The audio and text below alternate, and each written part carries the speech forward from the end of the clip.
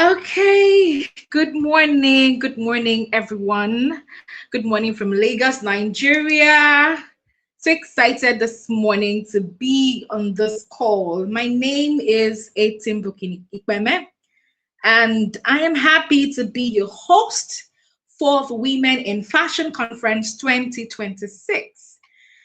We're so excited. We have a lot of things packed. We have a lot of amazing sessions, amazing facilitators that are ready to pour, value to every one of us. Okay, so I think that we should start by doing a quick check-in to know who is on the call with us. All right, I did mention that my name is Etimbuk and I'm joining from Lagos. So can you quickly let us know where you are joining from? Just tell us your name, where are you joining from, how are you feeling this morning? Hello, I'll be waiting, checking out your your messages in the comment section. Miriam says, I'm waiting. Of course, we have started. Just let us know where you're joining from. Just a quick check-in before we quickly move on to the first item on our agenda. Okay, I can see Lesedi joining from South Africa. So excited, amazing. Thank you so much. We're so honored to have you. Miriam joining from South Africa, amazing. You are absolutely welcome. I can see Mary Yusuf from Nigeria. Welcome, Mary. I see Femi from Abuja. I see Annette Agutu from Kenya, amazing. And okay, I see Adeshola joining from Lagos, Nigeria. Good to see you, good to have you here. I can also see Teniola from Lagos, amazing. Victoria from Lagos, Hope from South Africa, Abidemi from Lagos, Itoha from Delta State, Nigeria. Feeling excited. I'm excited for you as well. I can see Jacqueline from Nairobi, Kenya. Amazing. Welcome, Jacqueline. I can see Mercy from Ekiti. We have such amazing personalities here on the call. Okay. Keep it coming, keep it coming, keep it coming, keep it coming. Would like to give you a shout out. You're taking an amazing step to be in the room this morning. Okay, Gloria Paul joining from Kenya, CEO of D&D Couture. Amazing. We're so excited to have you, Janine from Kenya. Lots of love from here too. Okay, keep it coming, guys. Ladies, let's say, so keep it coming, keep it coming, keep it coming. I can see Edith from Nairobi. Welcome, Edith. Joy from Ghana. Super excited to be here. Bettina Okpara from Calabar. Morning, everyone. Looking forward to the session. Gita from Johannesburg. Welcome. Welcome, Gita. We are so excited to have you. We're so excited to have you. We're so excited to have you. This session is already packed. I'm saying it again and again and again and again. And I want every one of you to tighten your seat belts because there is a lot of things that we'll be unpacking. There's a lot of things that we'll be unpacking. Okay. I'm told my video is frozen. Please let me know if you can hear me. Can you hear me?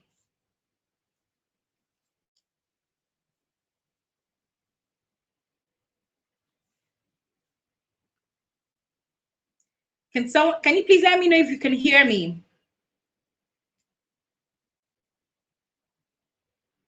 All right, thank you so much.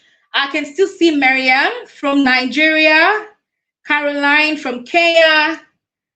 Oh, wow. Thank you, guys. Thank you for that response. Thank you for the response. So as I was saying that this year's conference is packed. The theme, Balancing the Scale, Women Crafting Impact in Fashion. It's a focus this morning in the this conference is we're focusing on women in Africa that are not just participating in the industry alone, but we are redefining the industry through education, through impact, and through growth. So it's not enough to be creative. You need a balance of, all three of these things to be able to make it in the industry. So this is the Women's Month, and from the 8th of March, we've been having lots of conversations with women. Women have been empowering each other. Women have been being in rooms to make a difference. And this is not any different. So we're going to be moving on now to invite our first speaker. One of the key things that we should be talking about to us about is personal branding, right? We know that it is not enough to be visible, but you also need to be able to tell your story, to be authentic, and to position yourself well in order to make impact in the society. And our guest who will be joining us shortly actually understands this. She's a coach who has been talking about this, having conversations around personal branding for quite a number of years, and she's coming to share that thoughts with us. So I'll be handing this over to the media team to introduce our next speaker. The next voice you'll be hearing after now would be the voice of our speaker. So media team, you have the floor. Speaker, Gachara, a self-made entrepreneur, media owner, consultant, and podcaster shaping the African business landscape. She started her first business at 19 and has since founded Couture Africa, East Africa's first fashion magazine, and built a platform for fashion, lifestyle, and entrepreneurship. Olive also hosts the Personal Branding Podcast, co-founded the Glow Entrepreneurs Mentorship Program, and champions women in business through initiatives like Me Poor and her work as a lioness investor on KBC Lions Den. Please join us in welcoming Olive Gachara.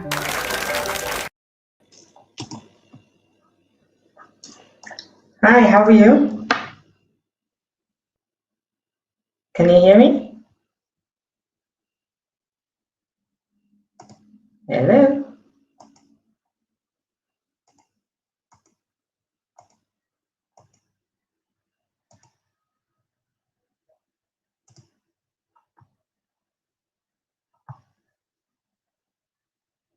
Oh, yes, we can. Okay, fantastic.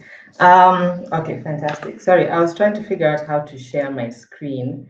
So if you're able to look at your screen, I'll be sharing my screen just sort of to guide us through the presentation. But of course, the first thing that I would like to say is thank you very much to everybody from WIFA for putting this together. I know that there's a much bigger audience that's listening to us on YouTube, but for those who are within this platform, I hope that you'll be open and unmute your mics and engage, because I don't like speaking at people. I like having open conversations where we can all learn.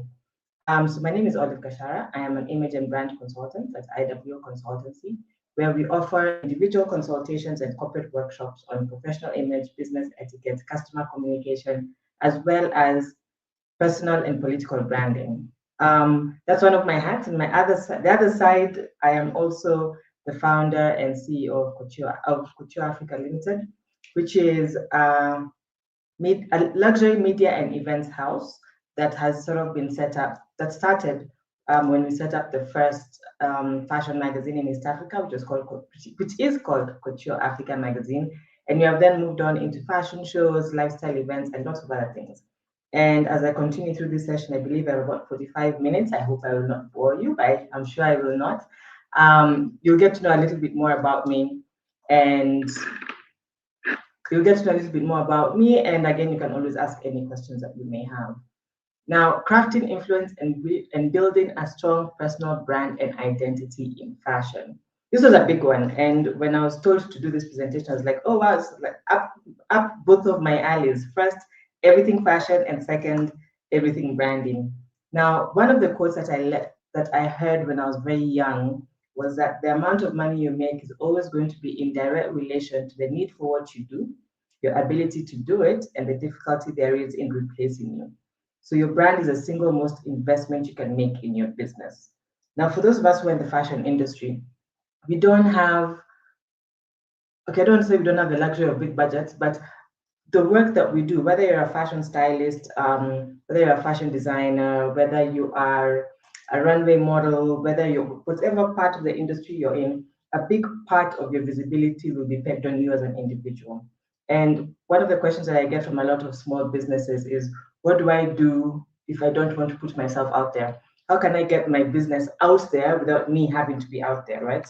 Now, I think as women, and this is because a lot of the people in the fashion industry are women, I think as women, we have been taught to make ourselves smaller, to make ourselves, you don't want to intimidate the people around you. Ever since you're a small girl, you're told, sit, be quiet, nice girls don't shout, nice girls don't scream. And so, especially for our generation, this is like the millennials and the ones older, we've grown up being told that nice girls are quiet, nice girls sit with their legs together and they're polite, right? And so when we start, or when you even see people who are really, women especially, who are really out there, you're looking at them like, oh my gosh. And then even you start thinking to yourself, who does she think she is, looking so confident and putting herself out there so much? Her clothes are not even that nice. She's not even that good of a stylist. So we have all these things that sort of hold us back, right? Now, this session is to help you unlearn that. And it's both for the men and the women, because most of the men in the fashion industry tend to be a bit younger and they're plagued by the same insecurities and imposter syndrome that we have. Now, my story and how I was able to get to where I got as quickly as I got in the fashion industry was because I was very unapologetic. I started my first business when I was 19 years old, thereabout, which was a modeling agency. And this was, of course, because I did have a stint in modeling where I attempted to do a beauty pageant, which was then called Miss Malaika.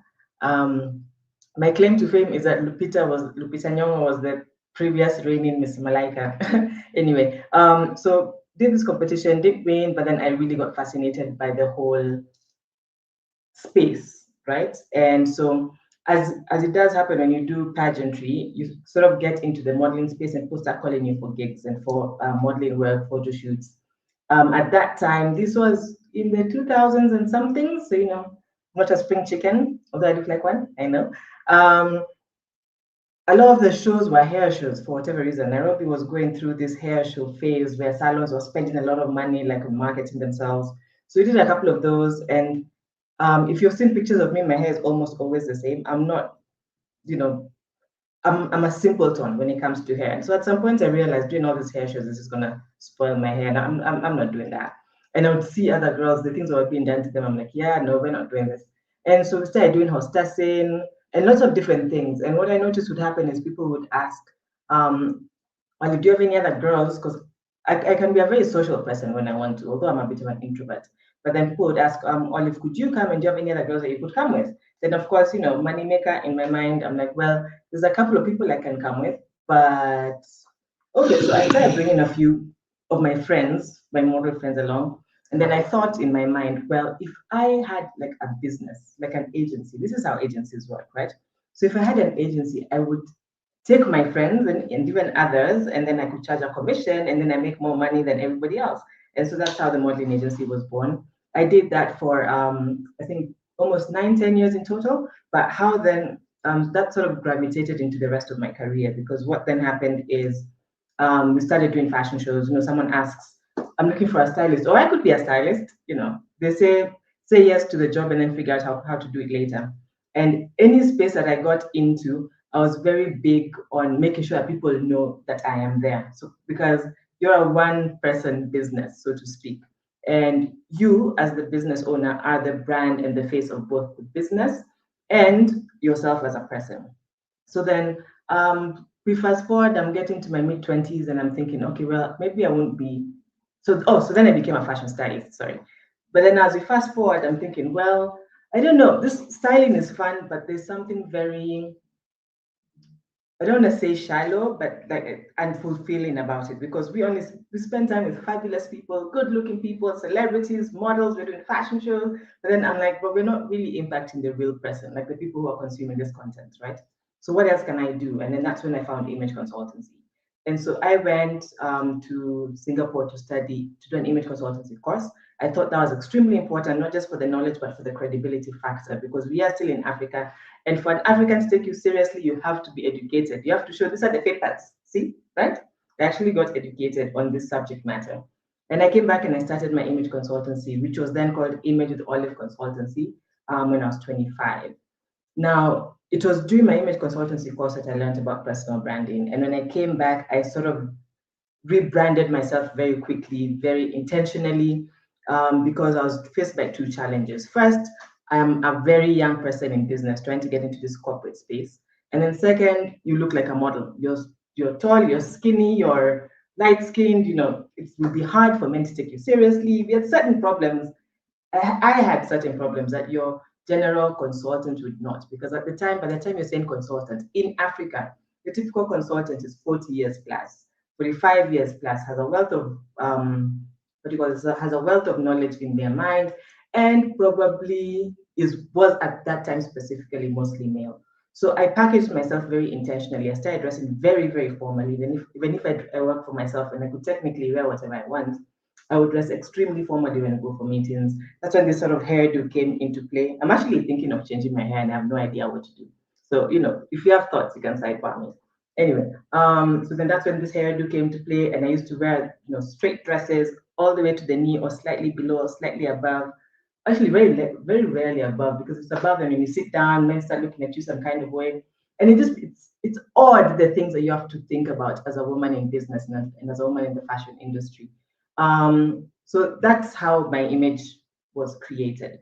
And moving on, I then started Couture Africa, because I see some consultants write books, but I started a magazine. Why did I start a magazine? Because now with the image consultancy course, I have all this information in my head with my career as a fashion stylist.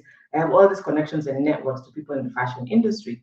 So let's put that together again to take fashion, to create a content platform that can take fashion, African fashion, to the rest of the world. Now, when you start a magazine, it's an expensive venture in the first place, and then you also don't have that much money to market it. So as Olive, I had to become the face of the brand, right? So I still maintained my very professional look, but then now you'd wear a bit more avant-garde pieces and really make sure that you're seen in all the right rooms. And the connection between my consultancy business and the magazine helped, because I had corporate networks that made it easier for me to go and get sponsorship for fashion events, to go and get advertising for my magazine, because you're already working with banks, you're already working with FMCG organizations, right?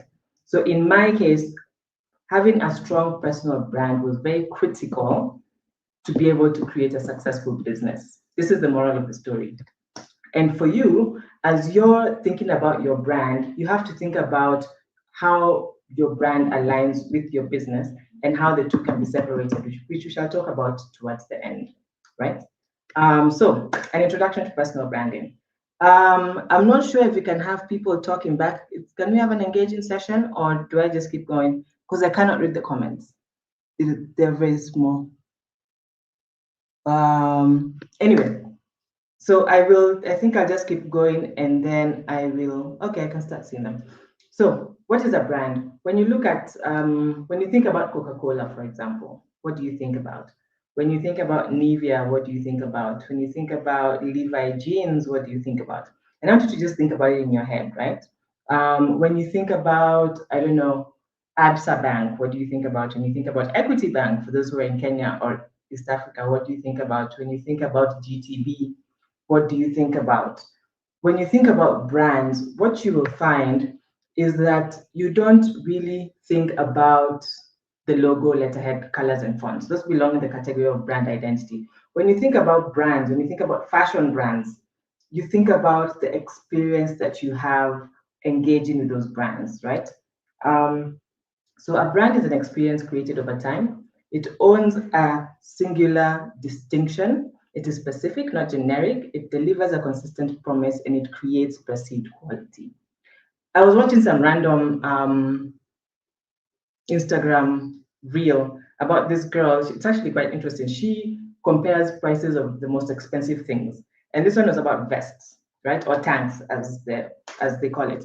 So she was comparing white tanks, like literally just white vests, and how there's some tank tops for $20 and there are others for, I think the most expensive one she got was like a Gucci tank top that was $1,700, right? And she was going through them one by one, and then it makes you think, why would one vest or tank top go for $20 and another one go for $1,700?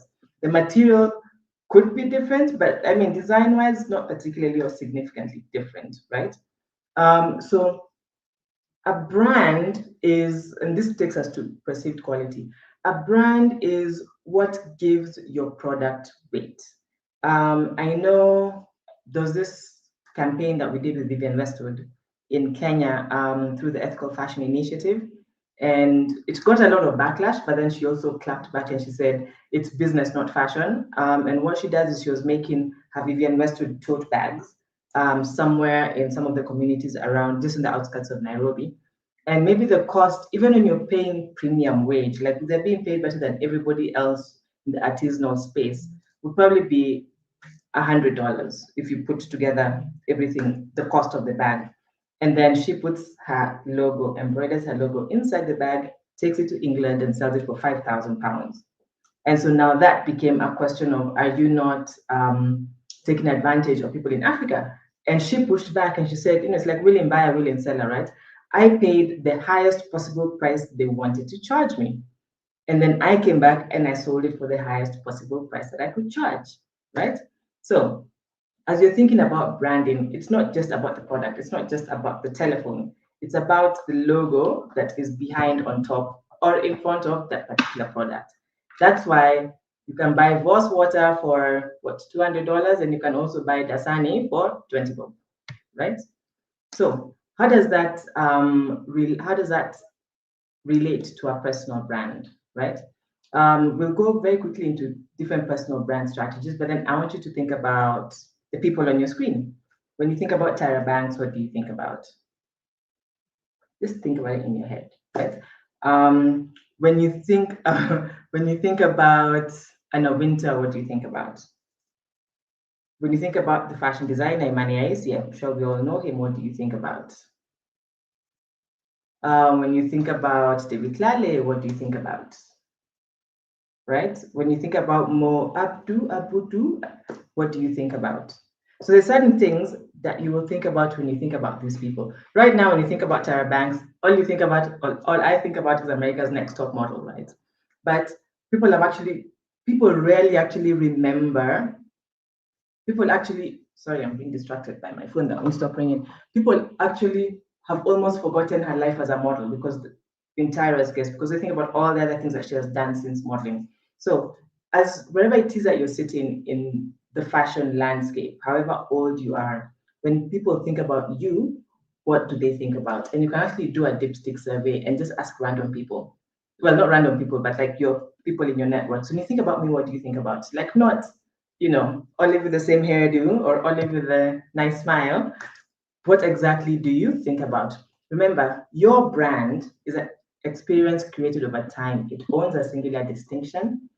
It should be specific, not generic. It should deliver a consistent promise and create perceived quality. Okay? I will take you through the 8 elements of personal branding that will help you create a brand in the fashion industry that owns a singular distinction, that is specific, not generic, that delivers a consistent promise and creates perceived quality. Now, we have brand credibility, brand relevance, brand distinctiveness, memorability, visibility, consistency, persistency, and goodwill. I know I talk quickly, but we'll circle back and get into them one by one. So brand credibility is the quality of being convincing or believable, being authentic, being reliable, being able to walk the walk and talk the talk. What does credibility look like? Do we have fashion designers here? Everybody, and I mean every single African person who has worn African fashion or clothes made in Africa has a story about what I ordered versus what I received, right? When you order something from someone and they send you pictures, what do you want? And say, oh, I want that one. And then when it gets to your house, and it's always when the one time they happen to deliver it to you and you don't go pick it up, it looks nothing like what was delivered to you, right? So it looks nothing like what was ordered. And it's actually a sad cry, to be more specific, than what was ordered. If that happens, first, if you're completely crass, you probably go on social media and say, look at what this brand gave me and look at what they promised to give me. if you're not that type of person, you just tell the people around you, like, yeah, no, don't order from that person again. Like, I had a really bad experience. And especially now with WhatsApp groups being like the main referral point for a lot of information. And I've seen this happen, saying, "Oh, I'm looking for someone who can make me a dress in 2 days," and then someone drops a name, and they're like, "I, apana, no, no, no, no, no, no, no. I worked with that designer once. Oh my days, please don't." Right? But then there's also those designers. Like, there's a lady who does most of my dresses, especially like evening dresses for events. She even has my measurements, and because my life is, for whatever reason, maybe events are always the last thing on my mind. My need for dresses is always last minute. And so I asked her what she has. Luckily, I'm still small, so a lot of the model size clothes can fit me. So have you just done a fashion show? What do you have? What sample sizes do you have? And then if it needs to be adjusted, it needs to be adjusted. And she sends it over. In fact, it can even be dropped home when I'm not there and I'm coming home at 4 p.m. to wear it at 6 p.m. to go for the event, because I know that she will deliver. And if there's an issue, she will tell me well in advance, right? So that's brand credibility. In the fashion industry, credibility is the heartbeat of your brand. And credibility falls on your ability as an individual to deliver on the service that you provide, right? Because ours is a skill-based industry. Until the point where you scale and you have tailors and all the things, yours is a skill-based industry. If you're a stylist, your tool is your styling skills, right? Oh my gosh, stylists. Now, we've done shoots. If you're a stylist, if you're a makeup artist, if you're a hairdresser, credibility is being able to deliver at the same level of excellence over and over again, right? And we shall, sorry. No, that's consistency. I'll touch on that in a little bit. But so if you're a stylist, a makeup artist, a hairdresser, you need to be able to, what I've found is when people are working with, let's say, Olive or some celebrity, they come and bring out their best. But then when they're working with some other random people, quote unquote, you even find that they treat them with a bit more laissez-faire. And so you have two very different experiences, right? What I say is, regardless of who I'm talking to, as a trainer, for example, whether I'm training all these fabulous people of fashion from across Africa, or I'm talking to some kids in a children's home, or I'm talking to some CEO, my level of delivery will always be the same, right? Because you need to be credible, you need to be able to walk the walk and talk the talk. And if you are fashion, you need to look like, sound like, and dress like fashion. I always say there's no such thing as a bad hair day. Your nails always need to be done. Fun fact, I saw that my nails were chipped, 2 of them, and I was quickly taking them all out. I'll go get them done later. So you also need to walk the walk and talk the talk, right? Then you have brand relevance. Relevance is the only job security that exists in today's uncertain business world, right? Having a bearing, relevance is having a bearing or connection with the matter at hand, being specialized and being appropriate. As the fashion industry, develops, or as the fashion industry goes through different changes, how relevant are you keeping your skill set? We've gone into the world of AI, we've gone into the world of digital sketches, we've gone into this amazing world, and I'll give you a really good story about one particular lady who completely pivoted into a space that nobody else was working in. In fact, she can't even find people to hire. She has to train them from scratch. So people are doing all these 3D renders. She was a fashion stylist turned fashion designer. She was a stylist when she was a student in fashion school. And she became a fashion designer. And then she studied a bit more and so used to sort of consult and do sketches and things for people because she was very artsy. And so when this whole 3D rendering came, she took time during COVID to learn how to use all those programs. So it can be able to not only create 3D renders, but then it will create patterns for you. It will create industry or factory level cuts. What are they called? Sketches. Sorry, my fashion lingo is a bit shaky today. But yeah, so it will create, what are those things called? When the thing that makes the dress, that shape, you know that I'm talking about, it'll come to me. But it will extract that such that it can be given to any manufacturer and they can be able to create the dress in different sizes. Now, she brought this as an additional offering to the people that she was already doing sketches for, and they're all just so fascinated. And now she has 5, 6, 7, 8 clients. She can't service all of them because it's very detailed. And she's thinking I have to train somebody, but it took so long for me to learn this thing. And but then is making herself relevant. And now she's working with all the big international organizations that are trying to come to Africa to work with African designers, right? So as you sit there, being a stylist or being a makeup artist. I saw someone comment that Olive is doing many things. Every time I pivoted, adjusted, added. If you listen to the story, it's one long, windy story, but everything is connected to the other, right? Patterns, yes, that's what they're called, patterns. But everything is connected to the other. So as you're observing the world that you're in, as you're looking at where the world is going, what are you doing to keep yourself relevant? Maybe you were a makeup artist and now people are not doing shoots as much, right? We're not, especially corporates are not doing fashion shoots as much because they're all using AI because they're cheaper than models. What else can you do using the skills that you have as an artist? Because being a makeup artist is an artist in the same sense. What else can you do to pivot and to make yourself more relevant with all these emerging technologies? There's so many people can do, and I think that should be a conversation on its own. Emerging technologies and how different careers within the fashion industry can be able to absorb them. So I'll just let you sit with that. Then we have brand distinctiveness. Distinctiveness is a characteristic of one person, is what distinguishes one person from the other, what makes it different, right? Now, I don't know about Nigeria or the rest of Africa, but Kenya, we have a lot of imitation, a lot. I like to use the quail eggs example. So, if your neighbor starts doing one thing and it's successful, then everybody goes and starts doing it, right? But then I think it's important that we all find our strengths. As whatever career you're in within the fashion industry, I hope it's playing on your strengths and it's not something that you did because it looks like a good way to make money, right?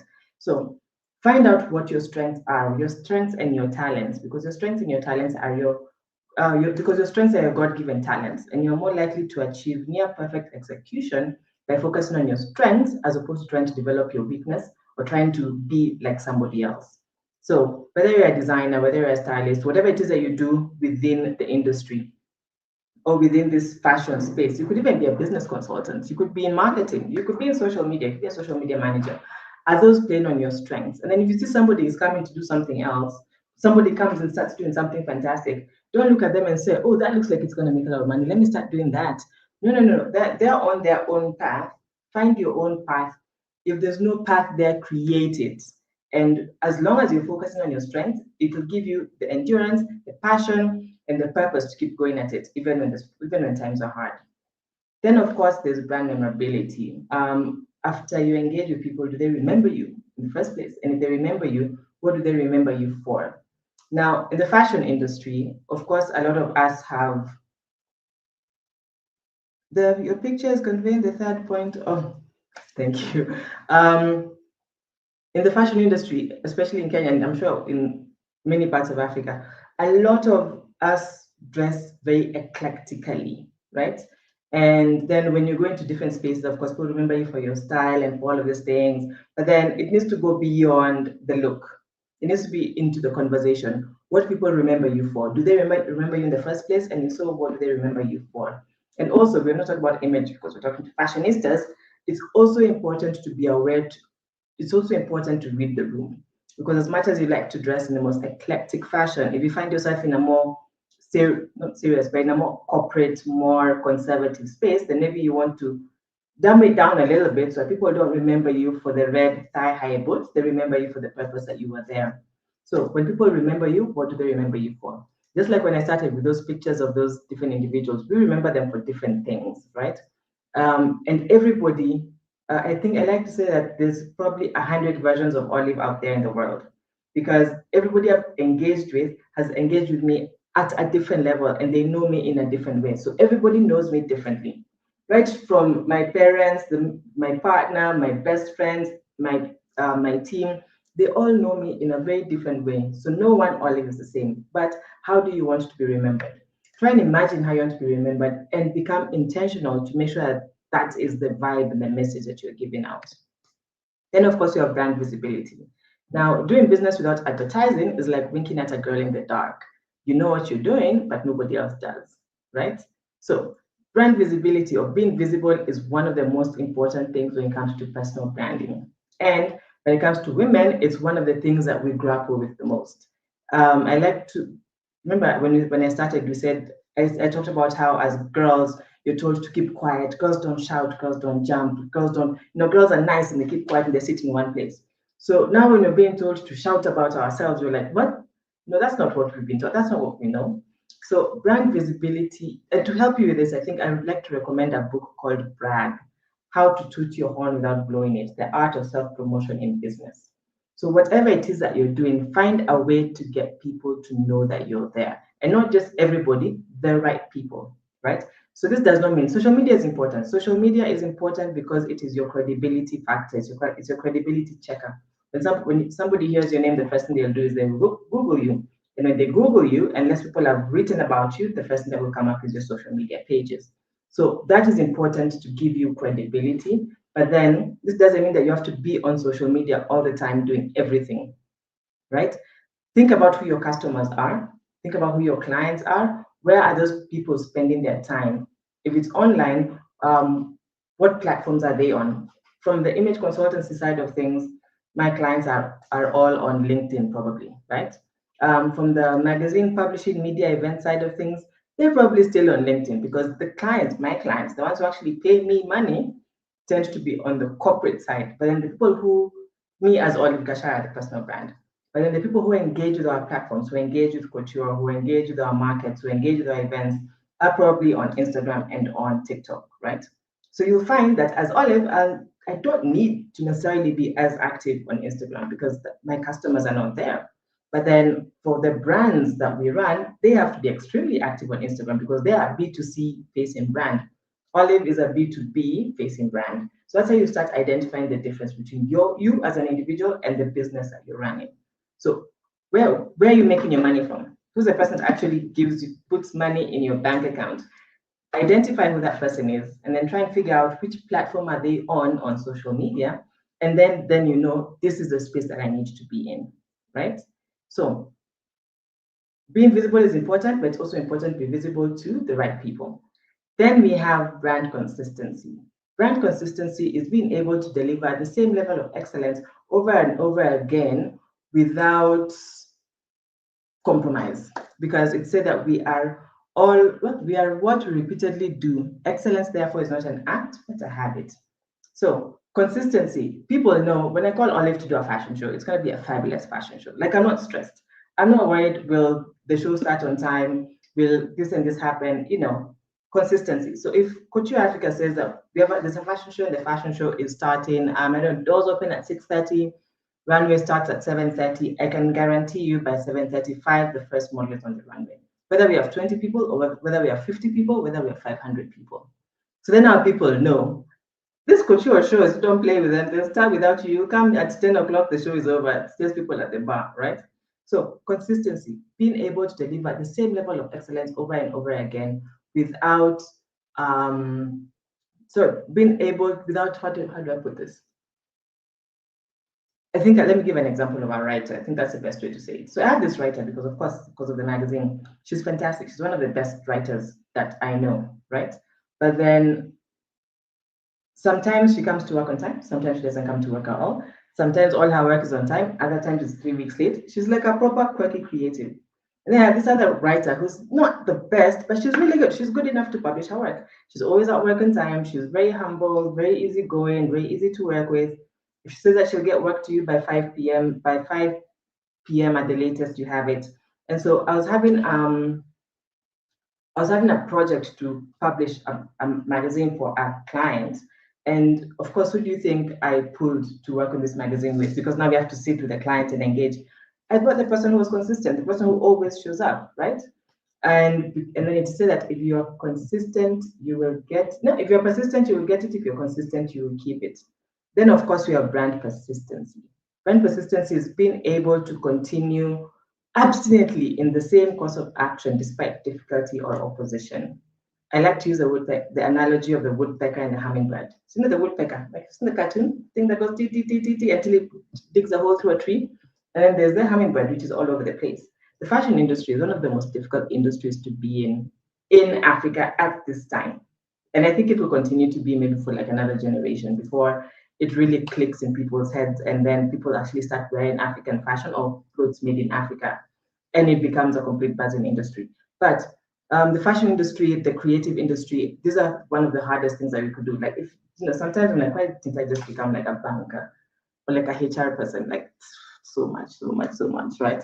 But then we have to be persistent on whatever it is that you have chosen to do. So the only way a personal brand sticks is if people see you in the same form, not necessarily like physically or not hair or anything, but doing the same thing over and over again. So you become that person.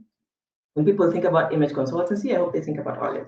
When people think about fashion or media and publishing, I hope they think about Olive. But this is because I have been communicating this message for the last 17 years plus, right? So it's not, I tried fashion, it didn't work, then I went and did something else. Then I went and I started farming, and then I came back to media, and then that didn't work, and then I went into radio. Actually, I had a radio show once. Fun fact. So whatever it is that you choose to do, even as you pivot, right? Especially if as long as it's industry or skill specific, and let's say skill specific, keep at it if you intend to create a strong brand. And sometimes, some days you'll have fantastic days, other days they may not be so good. Some days you'll be swimming in money, other days your bank account will be like screeching at you. But if you're sure that this is your purpose, if you're sure that this is your calling, if you're sure and you feel it in your soul that this is the thing that I am meant to do, you'll eventually find your big break.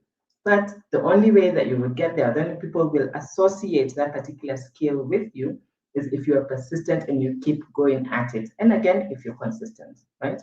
And then when I say skill set, I will use maybe, for example, if you're in marketing, if you're in social media, if you're like a social media manager or if you're a marketer, you can work for a fashion brand today.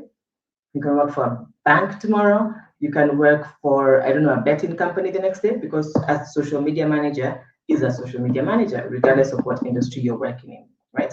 So you want to develop your personal brand around your skill set, not necessarily your industry. Mine is around my industry because, well, no, actually it's not. Well, my training is around my industry, but then for media and publishing, we could do any event. In fact, right now I'm doing a farmer's market, and it's in Tigoni by the tomorrow for those of you who are in Nairobi. So we're doing a farmer's market. Why? Because the same skills that you need to do a fashion pop-up is the same skills that you need to do a farmer's market, right? So identify what your skill set is and then build your brand around that. And lastly, we have the book. Someone's asking about the book. It's at the end of this session. Then we have brand goodwill. Always pay it forward. Brand goodwill is a friendly, helpful, or cooperative feeling towards others. Help the people around you. The world is this big, right? You could slide someone today and then you'll meet them tomorrow in a different space. I think one of the best ways for me, goodwill has gone 360, is, remember I started my modeling agency when I was 18, 19 years old. So a lot of the models that we started with were about that age. And many of them were in university and, we're just doing our thing. And can I tell you, fast forward 15, 16, even 15, 16, 17 years, even just after 10 years, a lot of them got into corporate and now they're in marketing, they're in HR, they're in all these spaces. And when they see me, I'm going to look forward. They're like, oh my gosh, Olive, I used to model before when I was a little girl. You don't understand how amazing that feels. Can you imagine if I was bad to them, it was like that rude, bitchy, bossy person. They'd be like, oh, you. How may we help you, right? So brand goodwill is just paying it forward and helping the people around you, being, of course, an amazing person, and where you can, and where you can mentoring, and where you can mentor the people who are coming up so we can all grow together. Now, lastly, or as we wind up, because I think I'm almost on the 45-minute mark, as you get to know yourself, you have to figure out what you're passionate about, what your values are, and what your defining attributes are. Your passions are the things that set your soul on fire. If you're not passionate about it, don't start a business around it. If you're not passionate about it, it can be like, I think the only place where I say it's fine not to be passionate is where you're employed. Like if you work in a bank, or if you work in, I don't know, if you work in a typical white collar job, you can say, I'm not passionate about this. And then, many of those come to the farmers market on Saturday to sell their jams, right? Because that's what they're passionate about. If you're in the fashion industry, you're most likely self-employed or working within a very small team. If you're not passionate about what you're doing, move on and find something that you're passionate about. And then what are your values? Your values are your self-defining principles, the things that you stand for, the levels below which you will not fall, right? So my values, for example, are excellence in service and in delivery, regardless of who I'm talking to. I will never do bribes and kickbacks and things. I would rather grow slowly, right? And doing the thing, being true to your word, doing what you say you're going to do when you say you're going to do it. So what are your 3 values? What are the three things that you stand for? Companies take a lot of time defining their values because it speaks to what that organization is. So if you don't know or you never start to think about what your values are, then you can be swayed by anyone, anywhere. We all have values, even if it's not intentional. Somewhere at the back of your mind, you know what your values are, right?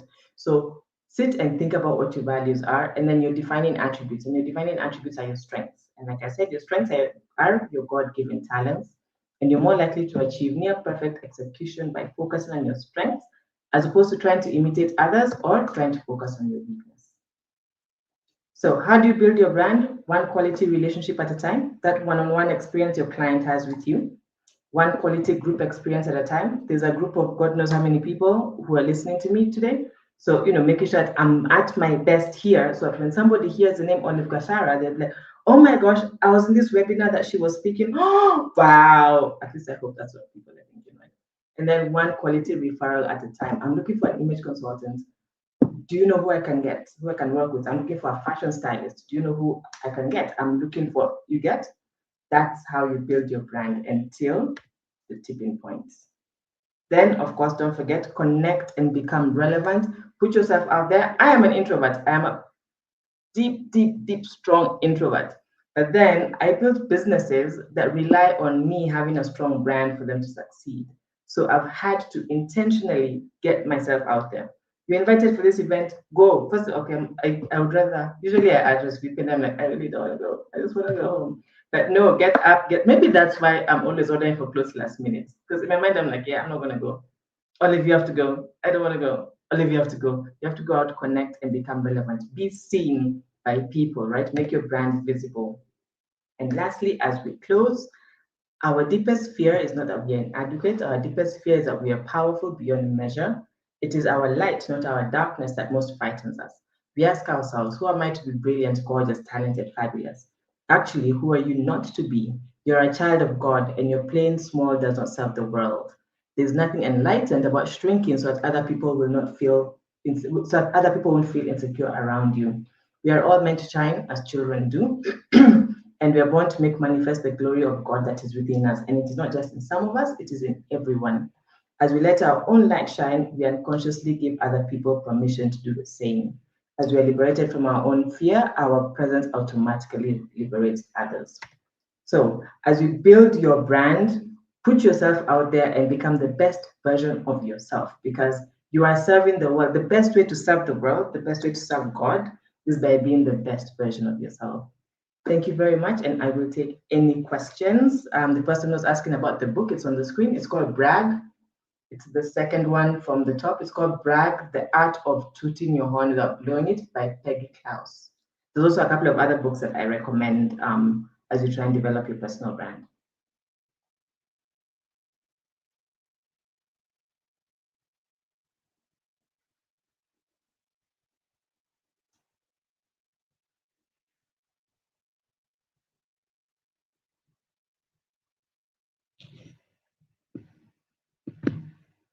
Okay, thank you very much.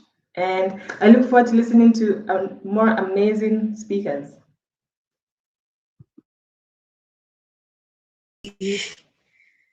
Thank you so much, Olive. That session was amazing. I'm surprised you don't have questions on the chat box. It's still open. We still have an opportunity to ask questions. If you have questions, please go ahead and ask, and then she can respond.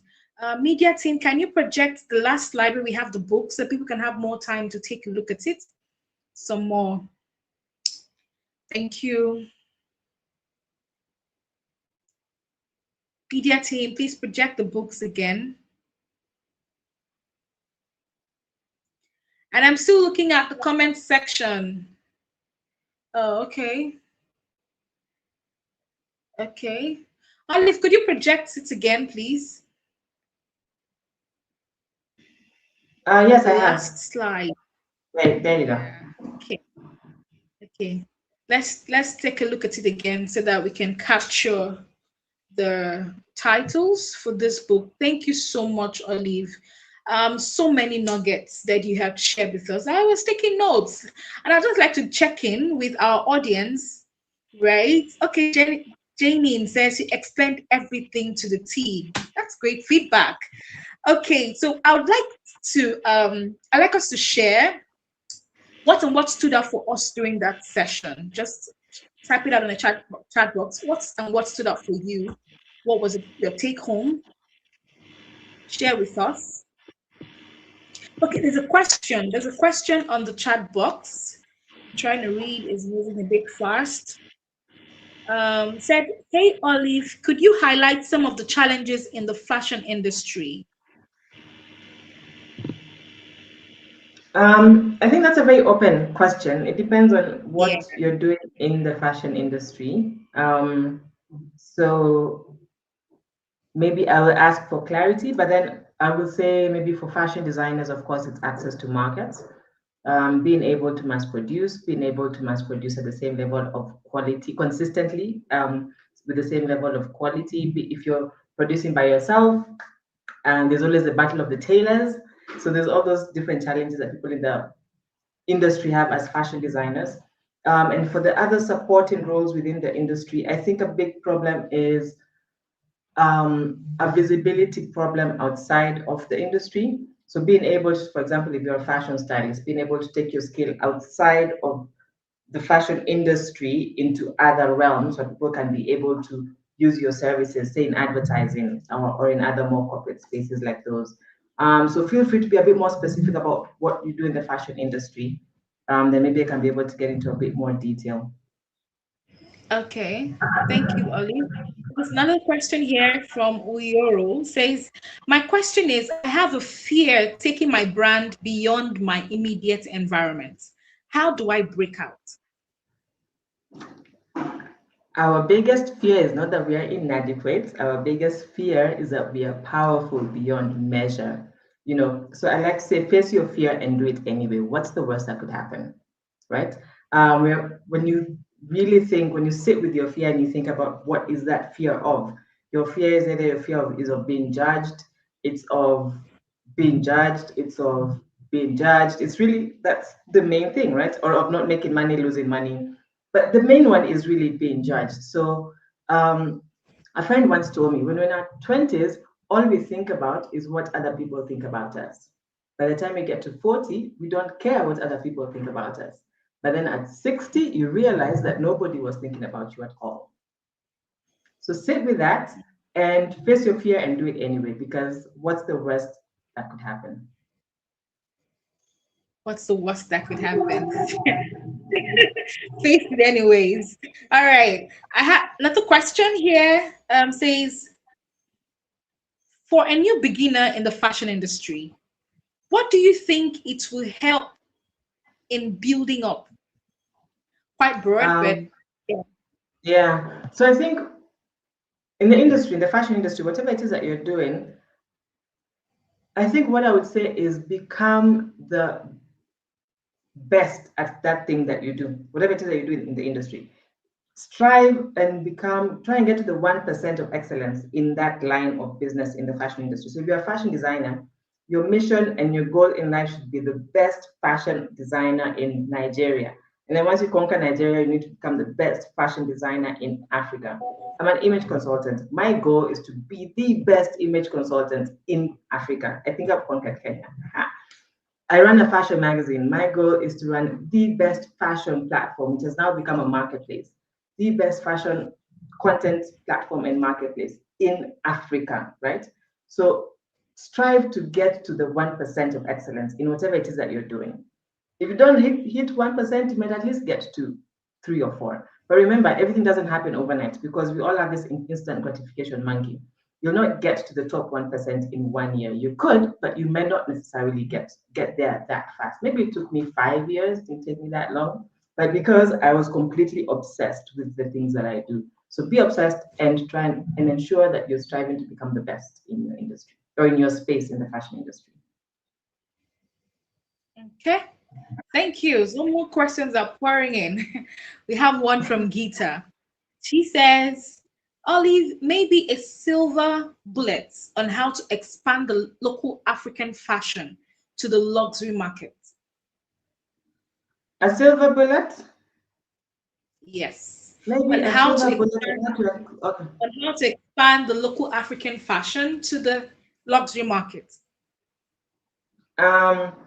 Okay, so maybe this is a point of self-promotion, but we are launching a sustainable African luxury marketplace under Couture Africa, mostly because we realize that there's that gap. It's very difficult for people who are looking for luxury fashion from Africa to be able to access it globally.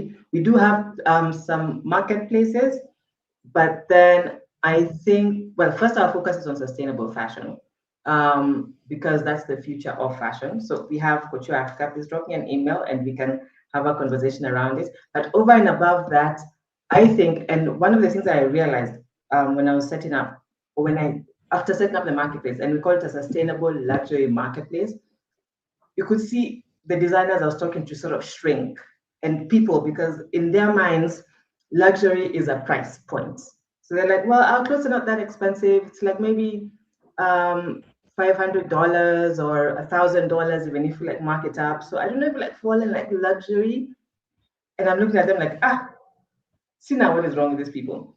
Luxury is not, the new face of luxury is not high-end consumer goods that are made in China. I think everything that happened between Asia and the US has been able to show us is the new face of luxury sits in storytelling, being able to show people how your garments were made, the people that made your clothes, that storytelling aspect, and how the clothes that you're making or the jewelry you're making is supporting the community, and how the clothes or the jewelry that you're making are using natural fabrics.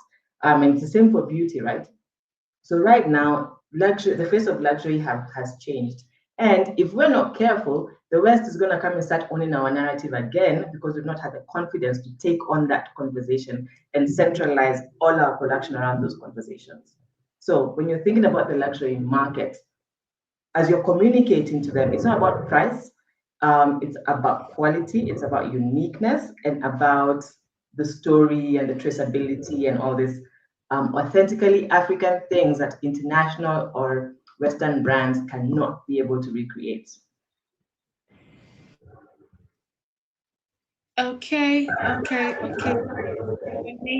Amazing. The new face of that stood up for what stood up for me in that your response was basically the fact that you said it's the new face of luxury is in storytelling. And I totally agree. Putting our stories out there, it's one of those things that positions us right for brands and customers. There's a question from Aisha says, I have a question, please. What if I have a hard time determining my customer avatar? I don't know how to determine my target audience. Okay, so in Kenya, we call them awanjiko, right? So what you call a customer avatar. So you have, when you're making something, whatever it is that you're making, if you're making a dress, you have to try and figure out who you're making it for. What I've learned about people in the fashion and beauty industry, a lot of times we start by doing it for ourselves, and then we do it for other people. So if that is not the case for you, then you just need to look at the last 5 people that bought your garments or that used your services, and or the last 10 maybe, and sort of try and pull out socioeconomic information about them. They may not look like the same person, but then there's something that has tied them together that has brought them to you. So pull out their demographics, their psychographics, one of those things from marketing, right? And you'll find some commonalities that will bring them together, and that can be a stepping stone to building your customer avatar. If you're like me, and I am my customer avatars, like now, for example, we're doing a farmer's market, and inside that farmer's market, we're doing lots of pop-up events, and then of course, there's all different sorts of people that come. You have expatriates, you have children, you have locals, you have farmers, you have all different sorts of people that come. So as you're trying to do our side events, the question is always, who are we targeting for this event? And I'm like, my target is your how would I say, is your olive, your female, middle-aged female, and they're small family. They probably have a child or two. They're in the late 30s to early 50s. They have some disposable income. And the girl probably likes to do stuff like yoga. She wants to go and meditate. She's concerned about the food that she eats. The guy probably likes art and he wants to go cycling and he wants to go and walk his pets. So it's easier if your customer avatar is yourself, just build yourself out. And it doesn't have to be yourself where you are. It could be even be your ideal self. This is your ideal self and build around that. Okay, thank you. Thank you. I think we have covered all the questions. We've covered all the questions. Thank you so much, Olive. Please, can we appreciate Olive? Send her some emojis. Clapping. Thank you so much. Thank you. Thank you for Thank you. having. Thank you. Thank you. Thank Thank you. you. All right. We are just going to move on. The train is moving. The train is moving. I don't know. I think I'm having some network issues here since my video is gone. So we'll keep the train moving so that we can wrap up as soon as possible. We have like 3 more sessions that are coming after now. But then this next one is my favorite. It's about sustainability in fashion. That's something that's one conversation that we've not had enough. Okay, we've not had this conversation enough. And I'm so much looking forward to this session. And we have the sustainability queen herself on this call. And I would like her to come on board. But first of all, the media team, please introduce our speaker. The next voice we hear after this bio will be our speaker for the next session. Media team. Belinda Atieno, a Kenyan fashion entrepreneur and sustainability advocate advancing circular fashion across Africa. She is the co-founder of Eco Fashion Week Africa, known for its No New Clothes runway and focus on upcycling and inclusive design. Belinda supports emerging designers, promotes circular production, and amplifies African brands globally. She also hosts Eco Fashion Talks, sharing insights on sustainability and fashion business strategy, and founded the White Shop Malindi, a concept store for conscious African fashion and lifestyle brand. Please join us in welcoming Belinda Atieno.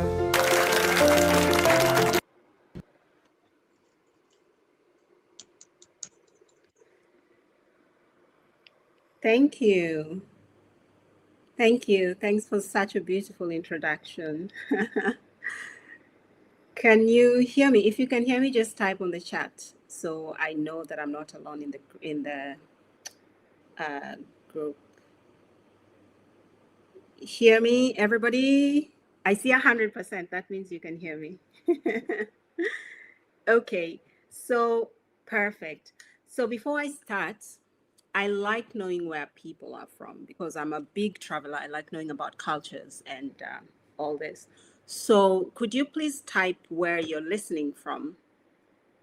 Where are you listening from? Let me see. What's the first one? Where are you listening from? Not from your kitchen, but country, city. Where are you listening from?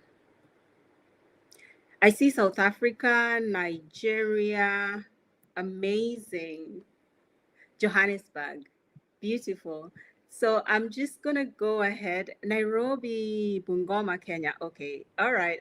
Now I'm going to imagine myself in different places when I'm talking to you, everyone. So just to start, my name is Belinda, and thank you so much for joining us. Thanks to the organizers for having me and as part of this amazing and much needed conversation.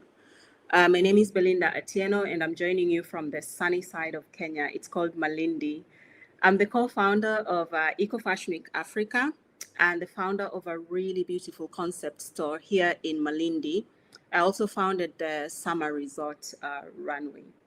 So a little bit about Eco Fashion Week Africa. It was founded 4 years ago, yeah. From a simple conversation we started, and the conversation started 5 years ago, called Sustainable Fashion Talks. So we found that there was a very huge gap in the continent because there was never a runway that focused fully on circularity in Africa.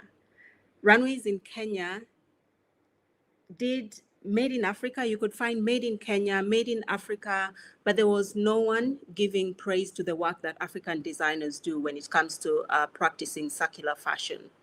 So that's when we saw the gap, and through Eco-Fashion Week Africa, we built something called No New Clothes Runway.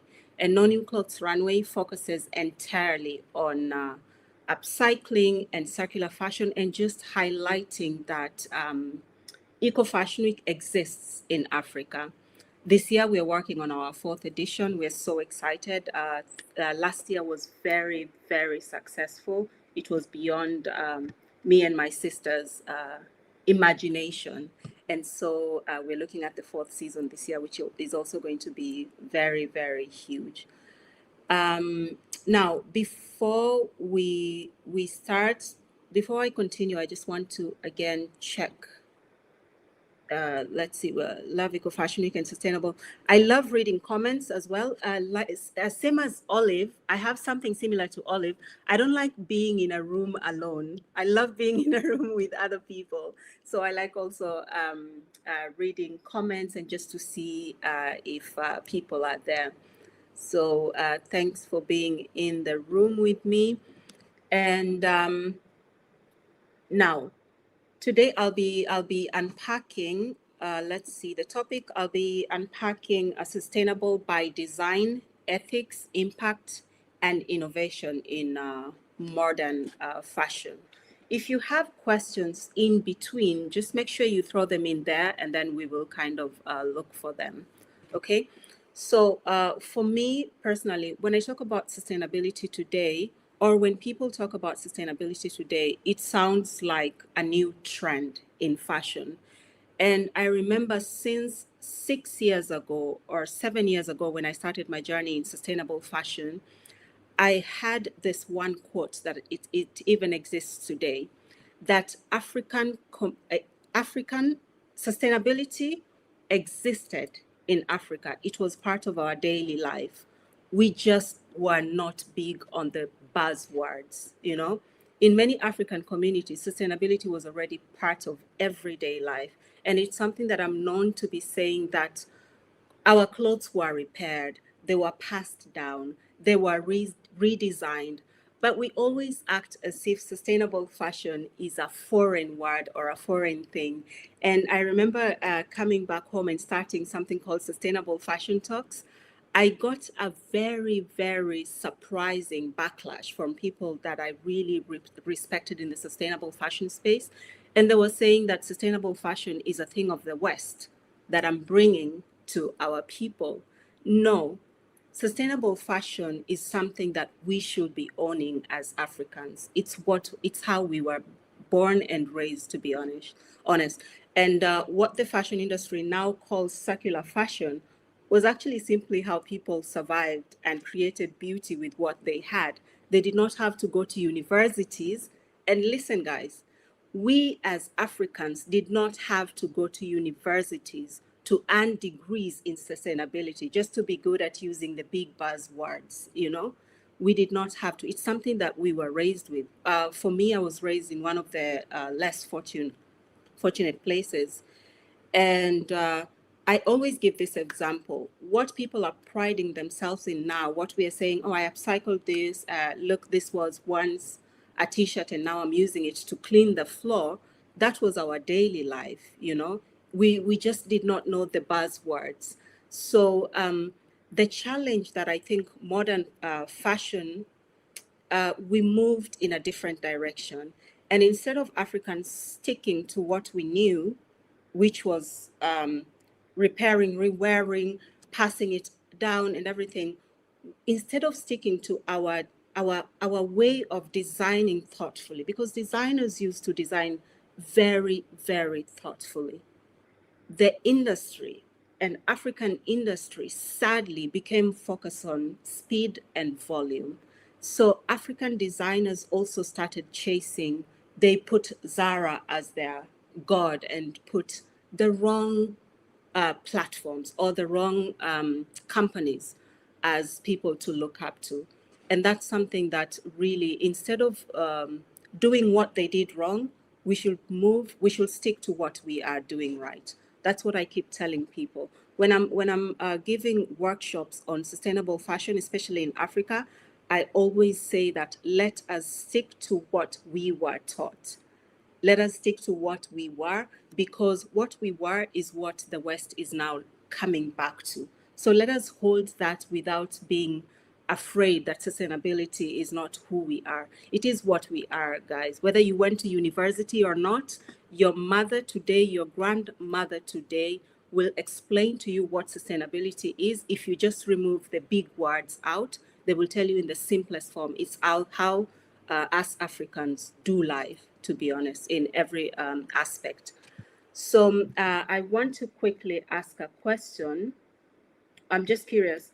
So when you hear sustainability in fashion, what does it mean to you personally? Type in the chat so I can see at least 2-3 answers. When you hear the word sustainability in fashion, what does it mean to you personally, either as a brand owner or as a consumer? Just let me know in the chat, please. What does sustainability in fashion mean to you? Let me see. Eco-friendly, okay. So you will see me jumping between eco and eco. I use all. Eco-friendly when I'm around people who call it eco-friendly, and I do eco-friendly when I'm around people who do not understand when I say eco. They think I'm talking about echoing, so I go to eco-friendly. So you'll see me bouncing around. Okay, so continuity, reinventing, the ability to prolong a product, eco-friendly. Yeah. So those are the words that come to your mind when you hear sustainability. Those are basically it. You know, it is what it is. So today, thank you so much, by the way, for the answers. And I love the audience. You're so interactive. It's not a quiet room. So today, fashion is one of the most creative industries in the world. I love fashion so much, but we have to remember that it's one of the most resource intensive industry in the world. Overproduction, textile waste, fast production cycles, like these are things that have created major environmental and social challenges. I love fashion. I'm part of fashion. I love seeing people dress well. I love new items. I just thrive in the fashion industry, and I love experiencing and exploring new brands. But we have to know that overproduction and textile waste is huge, and it's creating huge environmental and social challenges. But the part where I enjoy the most is knowing that we do have control of this. So as much as there are challenges, the good news is that the designers and entrepreneurs, you actually have the power to shift this. And we've seen it through Eco Fashion Week Africa. Sustainability is not only about global brands. It begins with how we design, produce, and communicate our fashion businesses. So let's say if you have a business in fashion, sustainability will really sit on 3 important pillars. And before I share the 3 important pillars, because I know we have fashion entrepreneurs in the room, before I share the pillars, could you kindly type these 3 pillars, if you know it, in the chat, and then I will unpack. There's 3 important pillars if you're in the business of sustainable fashion. Could you type in the chat? Let me see the audience that I have. Lots long to be used. The 3 pillars of sustainability. Let's see.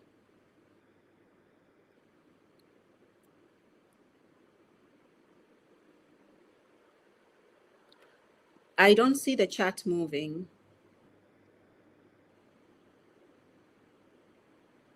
If you can hear me, just say hi, so I'm not talking to myself in a room. Just say hi. You don't have to type. Oh, perfect. So I'm not alone in the room. The 3 pillars of sustainability, I'll go ahead. Okay, slow fashion. Someone typed slow fashion as the 3 pillars of. Oh, hi. Hi, Carol. That's beautiful. Hi, beautiful. Okay, so everyone can hear me. That's amazing. So the 3 pillars, if you have a business in fashion, remember it's environmental sustainability, social, and economic. Okay, so if you want to write this down, please just keep this in mind as someone who is beginning their sustainable fashion brand, or someone who is thinking about starting their sustainable fashion brand. You must have environmental sustainability in your mind, social sustainability, and economics or economics, depending on where you come from. So environmental sustainability, under environmental sustainability, there is textile waste. Under environmental sustainability, there is also water use, because textile waste, we know, is one of the biggest challenge, and Africa is actually feeling that heat from what's happening in the West when they dump the waste on the to us. So under environmental sustainability, we have textile waste, we have water use, and we have materials. Okay, that's pillar number 1, which is environmental sustainability. And then we will go to pillar number 2, which is social sustainability. And under social sustainability, there is ethical labor. Just to give you a heads up that I will also be transferring to my notes. I'll be reading my notes when I feel a little bit lost. So under social sustainability, there is ethical labor, there is fair wages. Now we're talking about the people who are working for you. So are they, is the labor correct? Like what are the conditions where they're working? And then fair wages, how are you paying these people? You can't say you're sustainable without considering the people who work for you. And the third one under social sustainability is artisan work as well. Okay. And then pillar number 3 is economic sustainability or economic sustainability, depending on how you want to pronounce it. So a sustainable brand must also be financially viable. It must make sense. If a fashion brand cannot, fashion brands cannot survive economically. If you cannot survive economically, sustainability doesn't make sense. It cannot continue. So economic sustainability ensures that your brand can continue operating while maintaining ethical and environmental responsibility. So that's the third pillar, which is economic sustainability. Okay, so just remember 3 very important pillars. There's environmental, social, and economic sustainability. If you're a brand owner or if you're someone aspiring to have a brand, which of these 3 pillars do you think is the biggest challenge for a fashion brand today? Out of the 3 pillars that I have given, which one do you think is the biggest challenge for a brand today? There is economics, there is social, and there is environmental. Personally, I feel like social sustainability is always a challenge. I've seen some of the best brands that produce in our country, Kenya, and sell at an incredible heavy prices abroad, actually not give fair wages to the local designers or local tailors that they use. So personally, I feel like social sustainability is always a challenge. I don't know what you think. Please type in the chat before we continue with the practical sustainable practices. So let me see what the answer. Economics. Yeah, economic for someone, social, yes. Jackie, I also think social. I also find social as one of the biggest challenges. We also, let me see if there will be one more comment. Yes, getting the right team. Yes, absolutely. Economic sustainability, especially. Yeah, economic is a challenge because you can talk about sustainable this, sustainable that, but if you're not making money, then why am I even in the business? Someone says environmental. I wish it was I'm so used to having conversations. So I wish I could dig deeper into Lesedi's mind on why environmental would be a challenge. But yeah, not today. Not today. So now I want to give you practical, sustainable practices. Remember, I told you, or I said, and I confidently own this in whatever room I walk into. As an African, I have lived experience when it comes to sustainable fashion. When it comes to circular fashion, we have lived experiences. If you see what a designer, an African designer can come up with, if you give an African designer trash, the beautiful garment, the beautiful design that this person will come up with will be out of this world.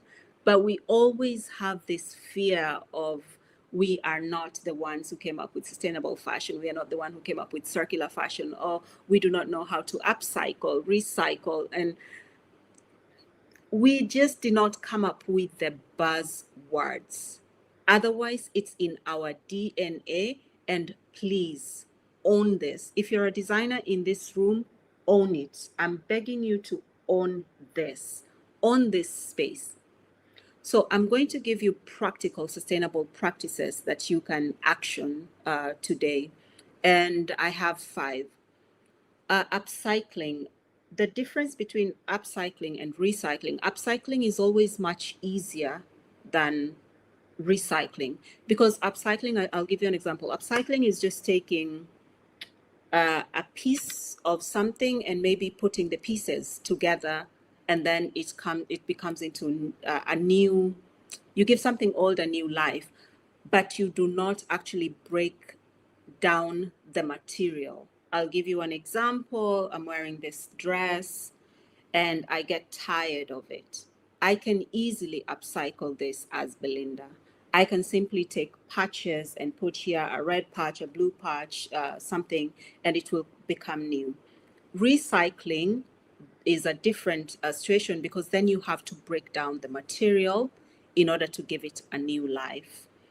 Okay, so that's the difference, because a lot of people ask me what's the difference between upcycling and recycling. Upcycling is something that we also encourage a lot on Fashion Week Africa runway, because it's easier. We work with designers that in Kenya, and I want you to go on Fashion Week page and see there's a very, very huge trend where we give platform to designers that never get the chance to showcase in these bigger platforms, and then as soon as we highlight them, they blow up. And that's what we find a huge joy in, because the Kenyan runways or African runways still do not take upcycle designers as serious designers, unfortunately. And luckily, we have seen that, as Olive said, in our country, if you do something, people tend to copy. But the beauty about Fashion Week Africa is we intentionally do this so that people can copy us. I say this a lot, that when people copy a really good thing, especially when it comes to sustainable fashion and preaching a lot about sustainable fashion, when people copy a good thing, a positive thing, it's always a win for everyone. So we have noticed that even runways in our country have now embraced sustainable and circular fashion. It's no longer made in Africa, made in Kenya. It has now changed to sustainable this, circular this, and that's the direction that we find a huge joy. And we can say that our 5 years of existence has actually made a major impact, because when we came, even having a conversation about sustainable fashion was a bit as I told you, it was a bit shaky because it was a thing of the West. But now we see a lot of conversations about sustainable fashion. People comfortably are having these conversations, and people who are actually from our panel when we were introducing have also created their own little sections, which helps in spreading. So I'll go back to the 5 practical actions, which the first one is upcycling, which took me to the train of talking about the difference between upcycling and recycling.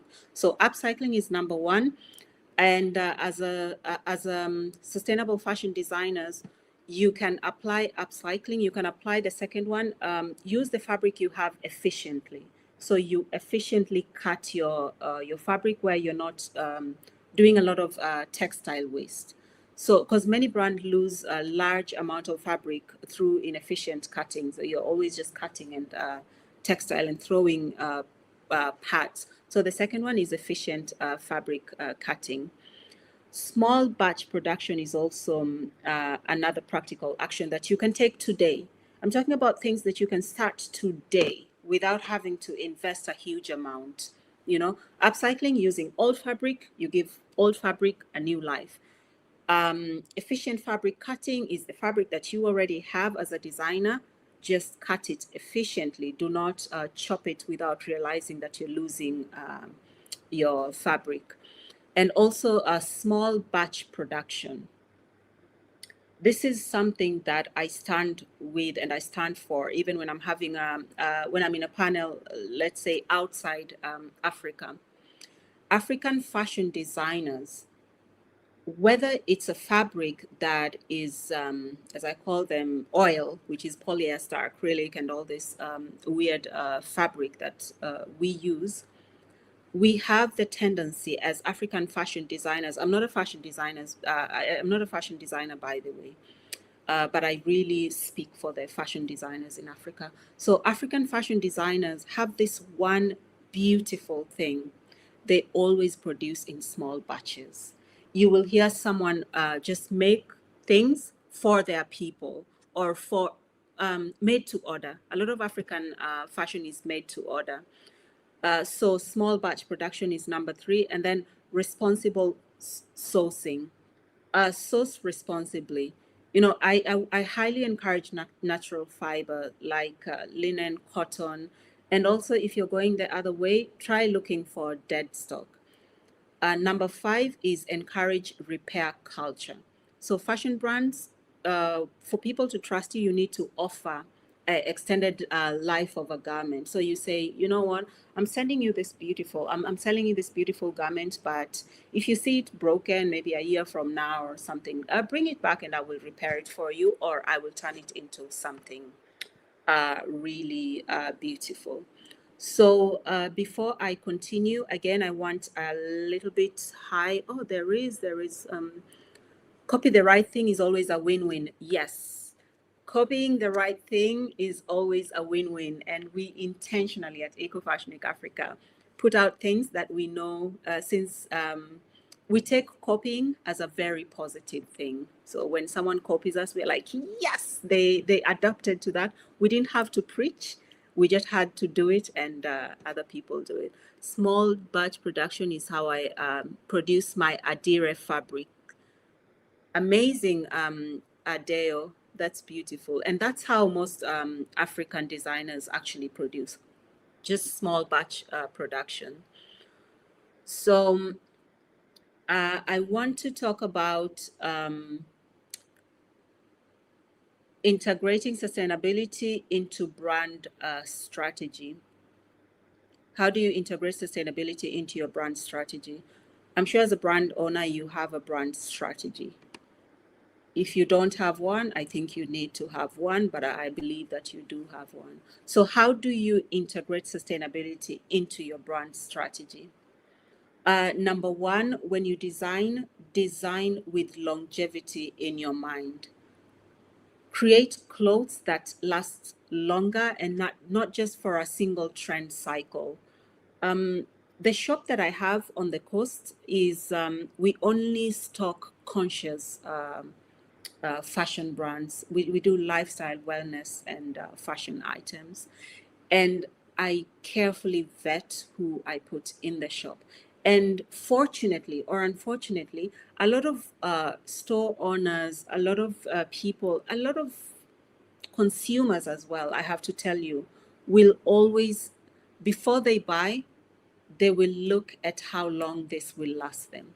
The people are moving a lot. I know fast fashion has taken the world by storm, and yes, we have gone through it all. I personally went through it. But we have to also agree that the world is moving so fast and people are studying and people are becoming aware. And so when you design with longevity in your mind. Design clothes that are created to last longer and not just for a single trend cycle, because people are moving from trends to a slower. And if you have seen a lot of people, whether I know people say, oh, it's trendy to be slow, it's trendy now to be sustainable. It's okay. Whatever the reason, whatever what is driving someone towards that, you have to know that this is where people are going now. A lot of people are asking what's in my clothes, who made my clothes. So when you're designing, design with that in mind. It's not a trend. 7 years ago, people said sustainability is a trend, it's a trend. We are here, it's still a thing. So it's a movement, it's how the world is going, and you, as a designer, you need to be there. So the first thing is design with longevity, and the second thing is production. I highly encourage local manufacturing if you can. It will save you a lot of money to just manufacture locally. It also helps the community that you're in if you're giving jobs in locally. So production, also have transparency in your production. If you can, it's highly encouraged that your production is quite transparent, and also responsible materials. When I say responsible materials, if you're a designer, you know what I mean. It's materials that are biodegradable. And I think yesterday I read something about, I actually saved that I will read it today, about materials that we've been saying that are biodegradable, but are not actually biodegradable. So I cannot share that right now because I haven't gone deep into that. It's just a professor that sent it to me. It's a new thing that they've come up with that I haven't read it. As soon as I read it, I will now speak about it confidently. But when I speak about responsible materials, I'm talking about linen, hemp, of course, all these materials that biodegrade, and not materials that never decomposes. Like you throw it and it's in there. It's in short, plastic. So if we're wearing polyester, just know it's plastic. If you're a designer and you see your production is mostly polyester, just know that you are using the worst materials for the environment. So in your production, consider responsible materials, please, if you can. And in Africa, we are so blessed that we have all these materials within our reach. So just a reminder, design, production, and communication. The communication is, I have to say that one of the biggest mistakes that a lot of designers do today is greenwashing. And greenwashing is when you lie about what you do. So in your communication, it's better for you to be honest. Do not exaggerate sustainability claims. Don't give vague messaging where you're hiding things. Be honest. If today you learned that polyester is not a good material and a lot of your production is polyester, don't start lying to people that it's 10% polyester and 90% linen when it's not. Just include it in your brand communication. Say today, as a designer, I have found out about this and I would like to do better, and show people your journey on how you're doing better, because then people will relate to you. Do not just jump from one. That's my perspective on communication, and communicating as a sustainable fashion brand. Show people your journey from what you used to do before to how you're getting better. And this actually, people relate to. Instead of sounding perfect, just focus on transparency. I used to be a fast fashion consumer. I had about 90 something thousand followers. I was talking about brands. I was posting about brands and everything. I used to fly to different countries and I'm trying out clothes. As soon as I learned about sustainability, I started learning slowly. I started researching. I put myself out there to these people. That was 7 years ago. I don't remember exactly. It's still in there. I put myself out to people and I said, look, I have been doing this. I didn't know. If you have any resources, if you have any way that I can learn about sustainability, please let me know. And I got huge help from professors, from people who've been in the sustainability world for decades, from people who are learning like me. I found so much help from people, and people followed me because they were relating to me as a person. I lost about 30 to 40,000 followers because they could not understand. They were following a trendy person, but then the amount of people I gained, the amount of trust I gained was so beautiful. And that's if you see Eco Fashion Week Africa page, it was a personal page that I changed into Eco Fashion Week Africa. So my story was quite relatable to people. They could see my journey. I was open. I didn't just sleep and come up and now I'm the expert in sustainability. They have seen my journey. They have seen me fall. They have seen me make mistakes. They have seen everything. And it's been years of transitioning, of me learning from the best, of me being told that, what are you talking about when you don't know this? But people forget that not knowing is never a weapon.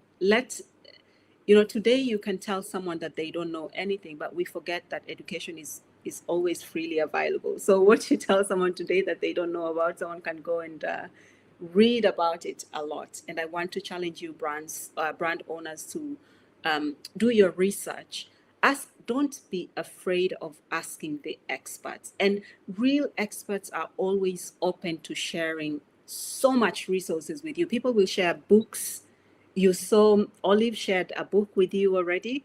Real experts will always share information with you, and information is readily available for people. So I really, that was my journey. And I encourage any brand owner who is listening today, who is thinking, let me move towards sustainability. Do not hide your imperfection. Do not hide show how you're moving. And that's how you'll be relatable to even people who are buying from you. Okay. So I just want you to know that sustainability is not about doing everything perfectly. You're open to showing your vulnerability as well. Whoever relates, and they will be your biggest customers, to be honest. Okay. So please, what is transparent production? Transparent production is when you expose where you're producing. Let's say I am Belinda and I have a clothing line, and I produce. Where do I produce my clothes? If it's in my room, in my corner somewhere, and I have a seamstress in that corner who helps me, I need to show you that this is who produces my clothes. This is where I produce. This is my workshop. If I'm using someone in Turkey, I have to tell you that this is where, in Turkey, this place, this is where I produce my clothes. So that's how you are transparent in your production. You tell people clearly where your items are made. A lot of European brands, they found out that a lot of things are said, they write made in Italy, but they're produced in China. So that's what I mean by transparent production. Say where your products are made. I am done. Let me see another question. Oh, okay. All right. You're welcome. You're welcome, Leslie. Now, I am done. And just before we move to the questions, if we have time, I want to encourage everyone, and I had written it here. I want to encourage each of you, this, whether you're a brand owner or not, I want you to leave this session with one sustainable change you will implement this year. You can say reducing fabric waste, you can say introducing repair culture, upcycle. Please, this is for everyone who is listening right now. What is that one change that you're going to implement? It could be in your business this year, in 2026. What is that one change that you're going to implement that you are not doing before, that you're going to implement after listening to this session, please?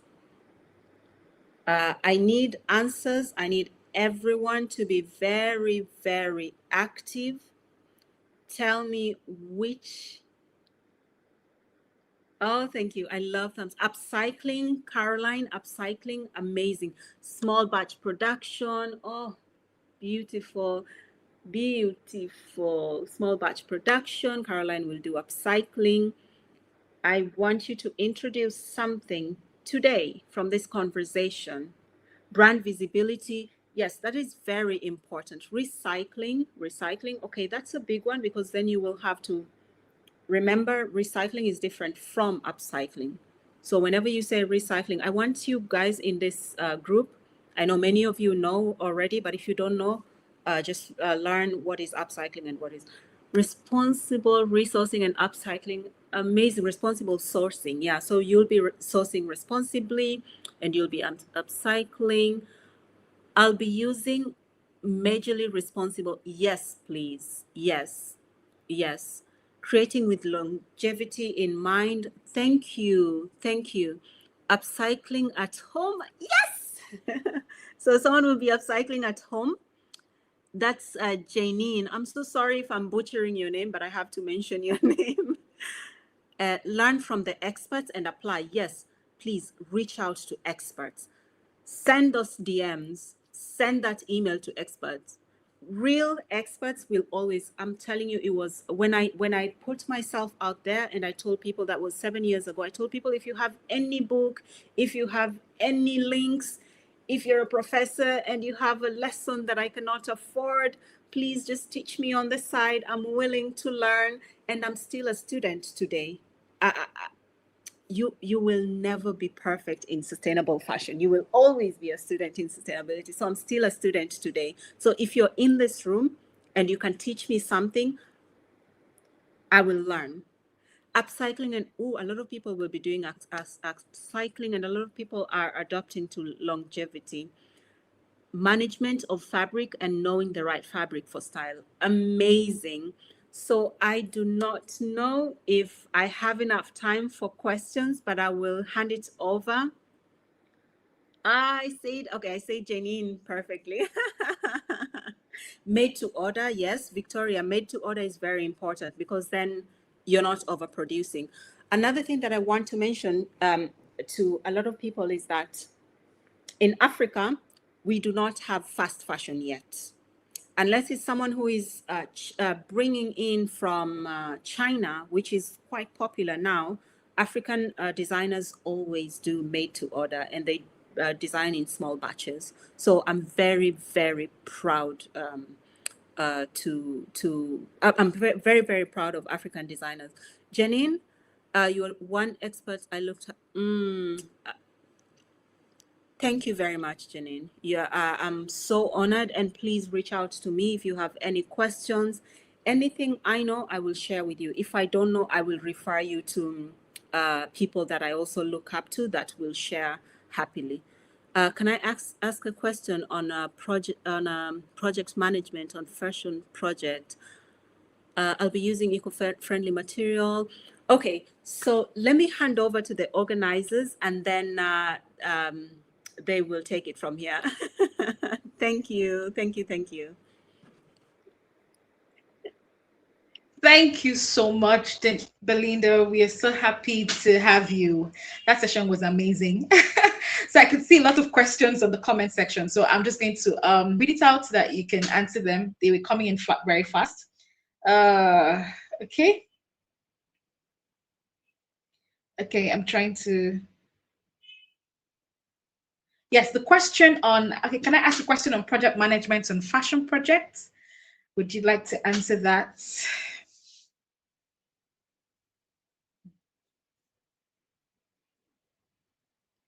You're muted, Belinda. Belinda, you're muted. Yes, please go ahead and ask the question. Yes, that's just what the person said. Said wanted to know more about project management on fashion projects. Can you hear me? I can hear you.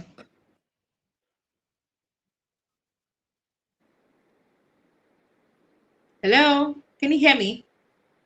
I'm so sorry. Can you hear me? Yes, we can hear you loud and clear, Belinda.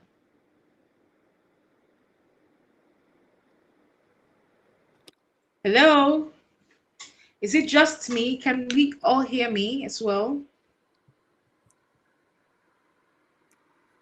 Okay, SAD says we can hear you. Belinda, I think we can hear you. Please go ahead.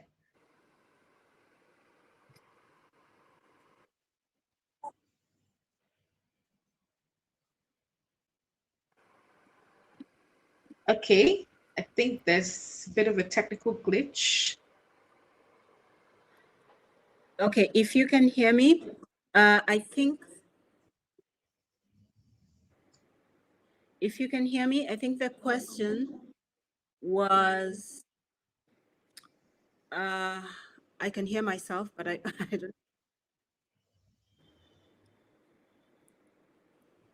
I'm so sorry. Go Yeah, on. the thumbs up proves that you can hear me.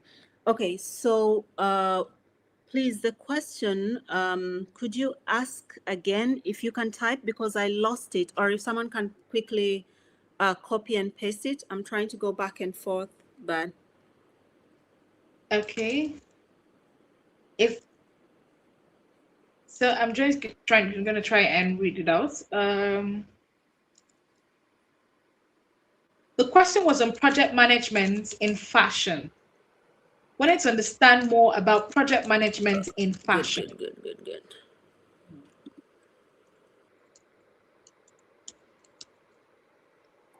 Yeah, I'm so sorry. I can't seem to. Okay, here we go. Can I ask a question on project management on a fashion project? I'm sorry, I don't get the question. Are you gonna ask a question on project management on fashion projects?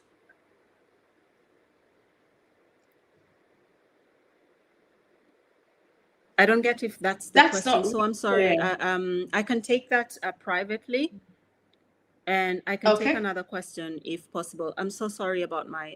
Okay. I'm trying to figure out my technical world here. So please, Okay. please, a Okay. team take over. All right. Thank you very much. So we don't have any more questions, just mainly affirmations from our audience about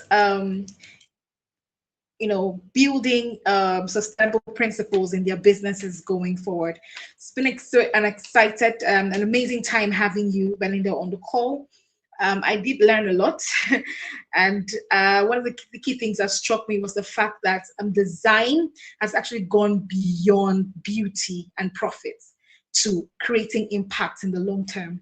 Thank you so much. So we're going to be moving on. We're keeping the train going because we have time is money. We have limited time. All right. But before we get there, I think we should just take the time to stretch just a bit, right? And take a little work, as we move on. We're going to be calling our next speaker. This time around is going to be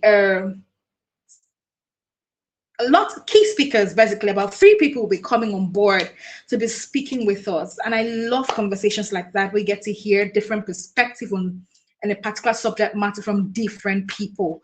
All right. And amazingly, The person that will be handling this session is the convener of Women in Fashion Africa. This is someone who actually got a vision, and she didn't just stick with this vision, she took a step. Someone I admire so much. And before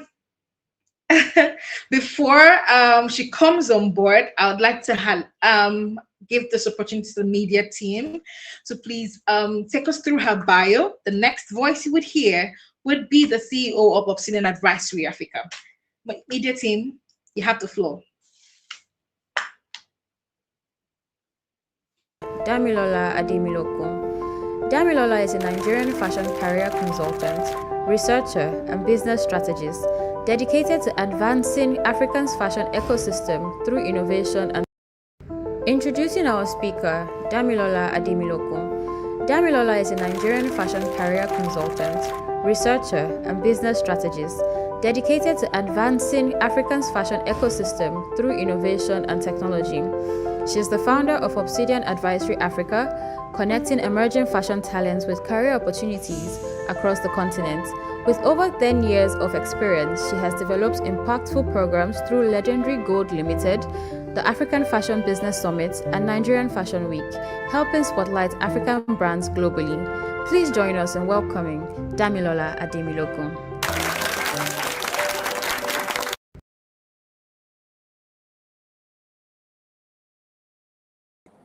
Hi, everybody. It's really great to be here.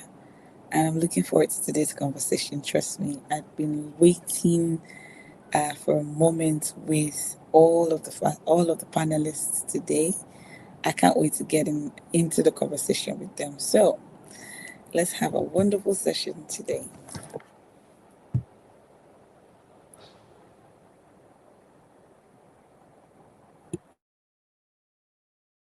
Okay, so while we wait for them to join, I think the sessions that we had earlier was remarkable, was amazing. I'm just waiting for the team.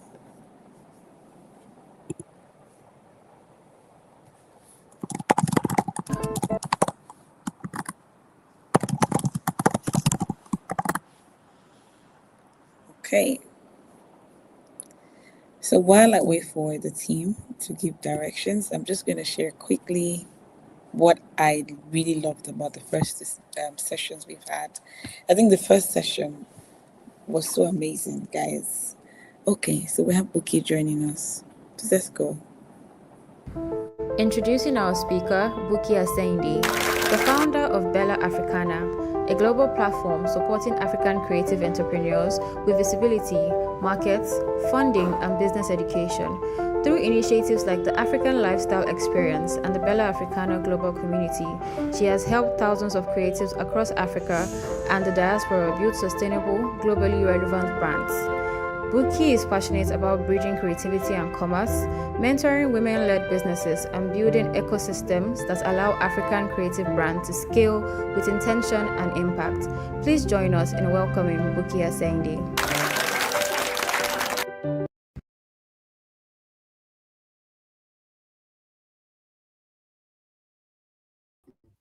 Hi, Dami. Hi, Buki. It's really nice to finally meet you. Meet you. I can't wait for us to meet in person. Same here, same here, same here. Trying to hold my excitement together. So So honored to be here. I think we still have a few more persons to be introduced. Can't wait to have Rhoda on. So waiting for the team. Speaker, Belinda Atieno, a Kenyan fashion entrepreneur and sustainability advocate advancing circular fashion across Africa. She is the co-founder of Eco Fashion Week Africa, known for its no new clothes runway and focus on upcycling and inclusive design. Belinda supports emerging designers, promotes circular production, and amplifies African brands globally. She also hosts Eco Fashion Talks, sharing insights on sustainability and fashion business strategy, and founded the White Shop Malindi, a concept store for conscious African fashion and lifestyle brand. Please join us in welcoming Belinda Atieno.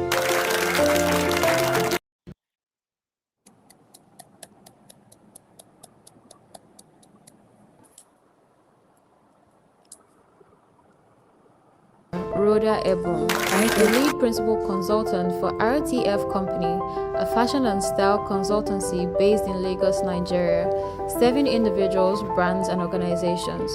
With over a decade of experience in the Nigerian fashion industry, Rhoda has worked as a stylist, fashion director, curator, and in PR brand management and fashion TV production. She is also a passionate fashion educator, teaching aspiring entrepreneurs how to build successful fashion brands, covering business, styling, PR, and retail. Please join us in welcoming Rhoda Ebun.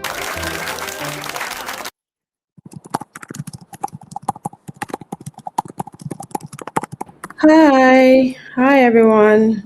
Hi, Rhoda. I'm only seeing Buki. Hi, Rhoda. It's nice to have you. Hi Dami. Hi Buki. Hi, Hi Rhoda. lady. Having a little struggle with the network, so just I'm trusting that she'll be able to join shortly. Nice to finally meet you too, Rhoda. I look forward to meeting you in person. I think the thing about fashion is that a lot of us work in silos. It's about time we start conversing and meeting. Absolutely. I know. I think I have met Buki before though. Rhoda, I don't know if it's. I'm not sure. Yeah, I think we have. I We've met think maybe in the early days, like maybe many years ago. probably. Say that again. Many years ago. Yeah, I think. Yeah, a long time ago. I think we've met like briefly, At but anniversary. I know that I'm very familiar with your brand. So yeah. We've met. I'm sure we Glad to have. hear that. I think the idea of digital platforms like Instagram is like keeps us in the loop of what we're all doing. But I think that it's about time we start to converge, and I look forward to I'm letting the cat out of the bag. I look forward to hosting like a fashion professional meetup, probably virtually or physically, where we just rub minds on industry issues and potential solution. However, it's nice to have you both here. I can't wait for Belinda to join. I trust that network would be on our side Linda is today. there. I can see her. Belinda, I can see okay, her. so I think it's my end that it's glitching. Hi, Belinda. Okay, now I can see you. Sorry. For a second, I couldn't Can you see. hear me? Yes. Oh, Yes. perfect. Thank you for Good. joining. Okay, so this session really is for us to explore how women in fashion can successfully translate creativity into a viable form of economic opportunity, be it through entrepreneurship, be it through consulting, industry leadership, be it through freelancing, owning a brand, managing a brand, whichever way, right? Really, to the end that there's sustainable impact and a long-term business growth across the continent, and indirectly it would impact the lives of many other people, women especially, and their families, and also other gender, the men as well. And we would also try and examine, there's this blur, this tiny gap that is creating a sense of tension between being profitable despite being a creative, and how women in fashion, can build viable businesses without compromising their artistic vision. So one of the ways we would have this conversation is for me to ask questions individually, and I'm very open to any other person, just adding to it quickly as if the question is something they are really passionate about. So, in no particular order, I'm going to start with Buki. Hi, Buki. Hi. I think that what you're doing with Bella Africana is so ingenious because we need a lot of that for the continent. It is starting to change the narrative of how Africans in diaspora can have that experiential feel when it comes to buying made in Africa goods, or buying, made in Kenya, made in Nigeria, made in whichever country from Africa. You've literally become a part of the change makers in how people access African fashion products. And you've given a lot of brands visibility. You've given room for scalability, and I truly admire it. So my first question will be, when you started, or when you decided to start Bella Africana, what gaps were you at the back of your mind, what were the major gaps you were trying to fill? And for the past couple of years, having run Bell Africana, how do you think that gap has evolved? Do you think you've been able to, you know, with your own contribution to the ecosystem, bridge that gap? I would like you to talk on that, please. All right. Thank you. Thank you so much, Dami. Thank you, Damilola.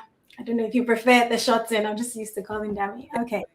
And well done. Well done for building platforms where we can have important conversations like this. Well done to Belinda. Well done to everyone that has spoken today. I think you've done amazingly well. I'm so honored to be here. You've given a very good summary, and thank you to your team too. I'm sure if you look at my history, you know how passionate I am about the creative industry. Like, I'm popularly called the creative mother hen. So it's something that I really carry on my head, literally.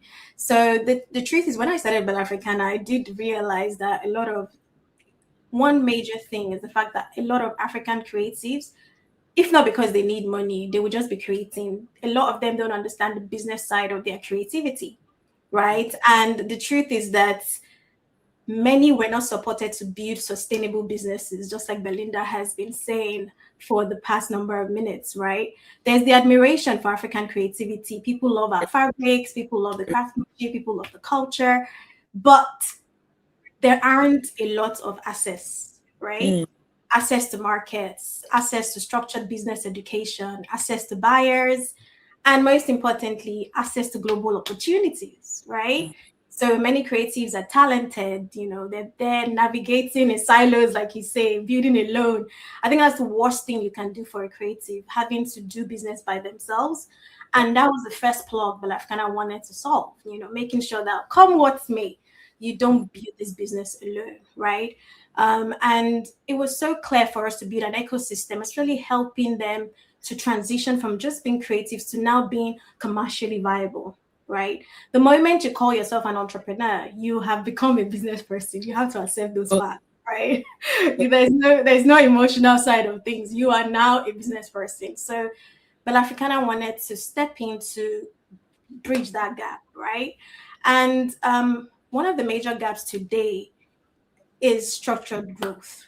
When we're talking about growth, we're talking structure.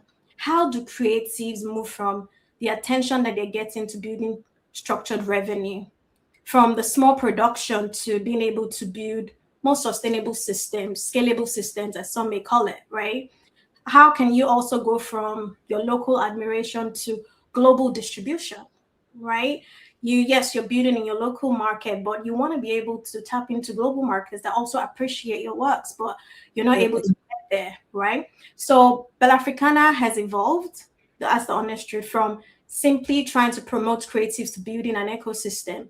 Okay, so we're talking mentorship, we're talking market access, we're talking partnerships, we're talking platforms that will help these African brands grow sustainably. That's the kind of positioning that we're trying to align with in this day and age. So yeah, I like the fact that you were actually able to take us through what you do succinctly, but most importantly, you mentioned how you literally started, which is visibility and access to markets. I mean, I've watched one of my core skills is just observing what people in the industry aside from myself are doing and just gleaning from their journey. And I've watched how your move has opened room for another model of business in the industry. I mean, today pop-ups are now a thing. I mean, a lot of people are now seeing it as an opportunity, be it individually or as a community or as a group. And I see that you're one of the trailblazers in Nigeria who has been able to take brands internationally. And I like the fact that what is now separating you is the fact that you've moved beyond just visibility, access to market, to offering structural support. I think structural support is the core challenge of many African women. I'm going to be very specific by saying women. When it comes to numbers, when it comes to funding, we just run away from the paperwork. We're like, could it just be simpler than that? Why does it have to be so complex? So we find that a lot of women tend to postpone or shy away from that part of the conversation of entrepreneurship. Thank you so much for sharing. I wrote down a few things that I'm going to come back to. So I'm just going to go straight to Rhoda. Hi, Rhoda. Hi. Now, I'm going to tease you because you wear many hats, and I don't know how you juggle all those hats. I mean, you are in PR consulting, you're an educator, and I mean, all the things you do are so relevant to our industry. So I think the first question I would ask before I even dive into my concept notes is, did you have these skills before choosing fashion as your platform to express them?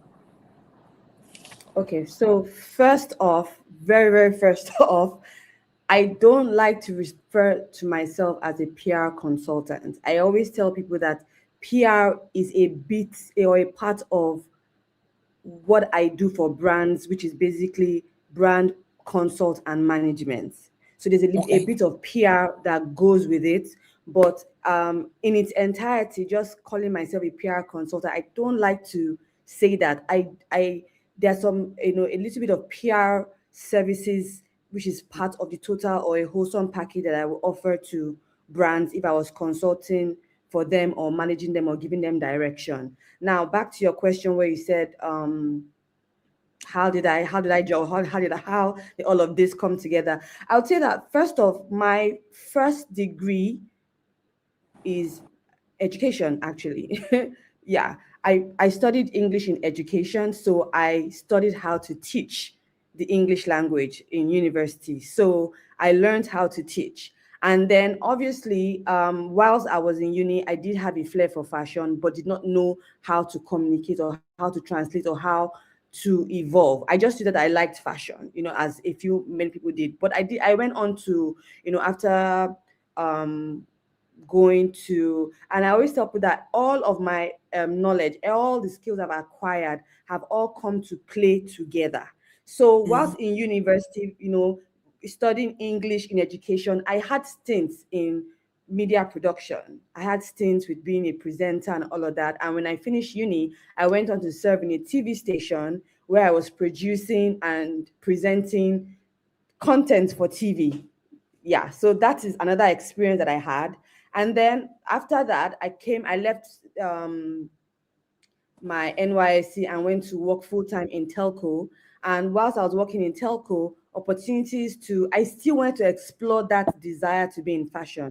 So opportunities to intern with then the biggest fashion show then was Arise. Lagos Fashion Week was still like in its baby level. So I was interning with Arise.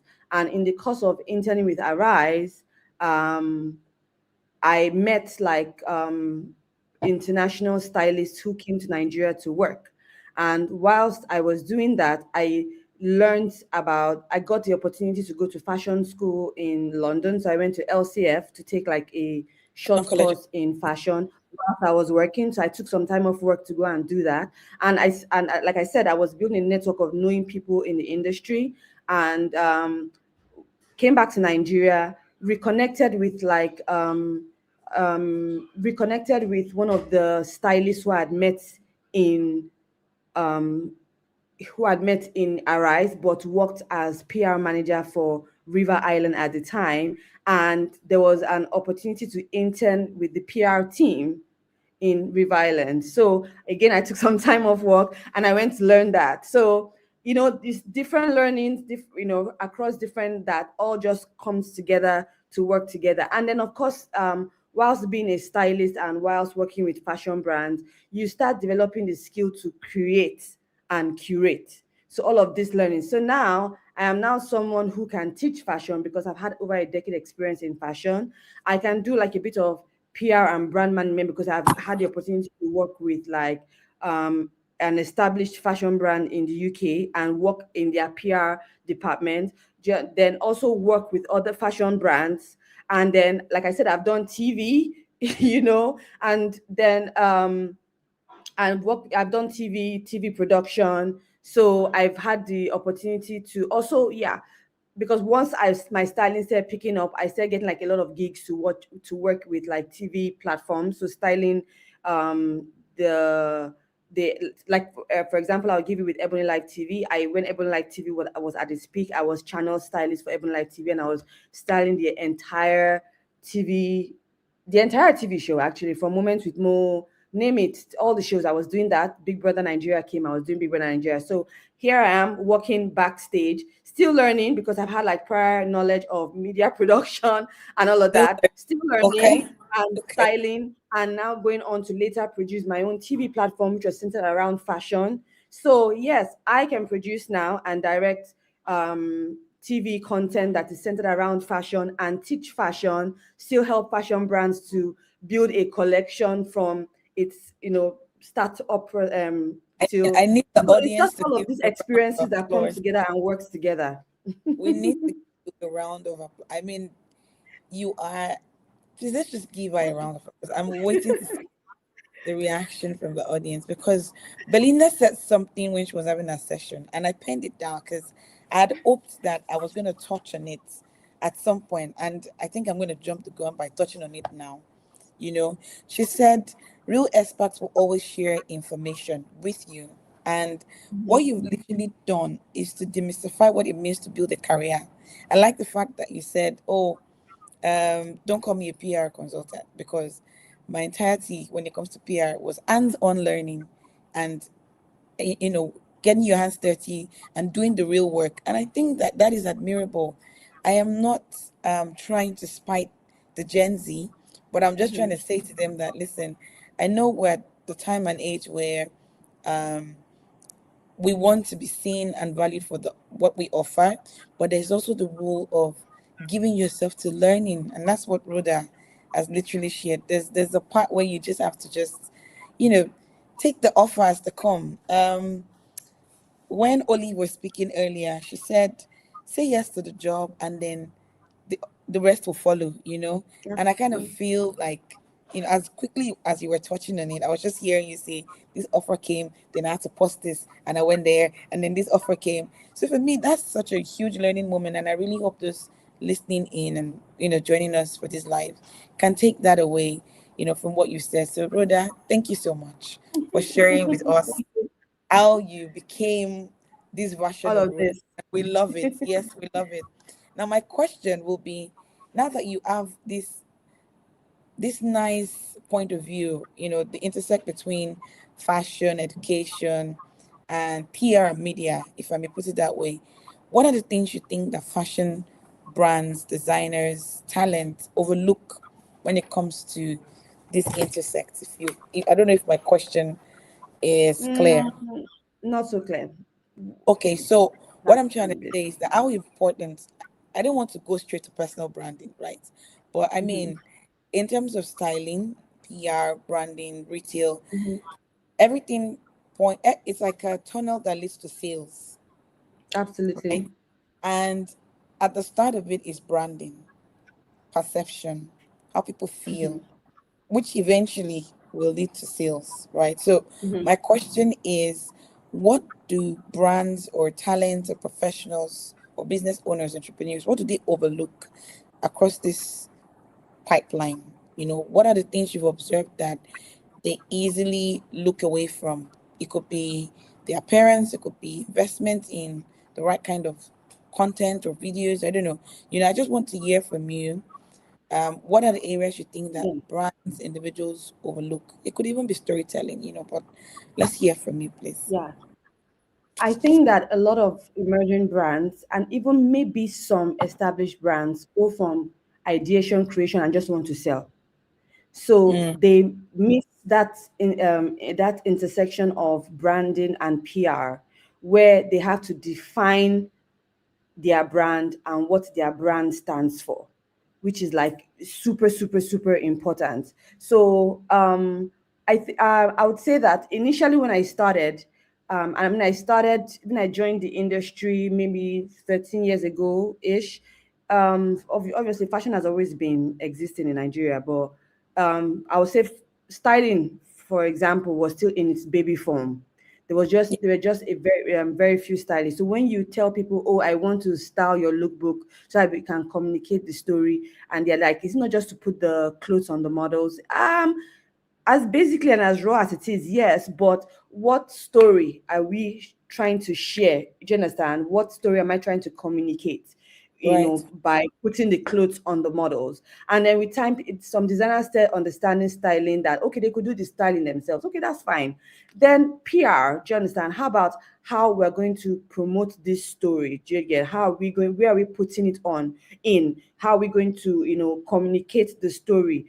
And I tell people that sometimes, before you get to that point of the PR of, it must start with when you're putting the designs together on even just the flat lay, writing it down, putting together your mood board.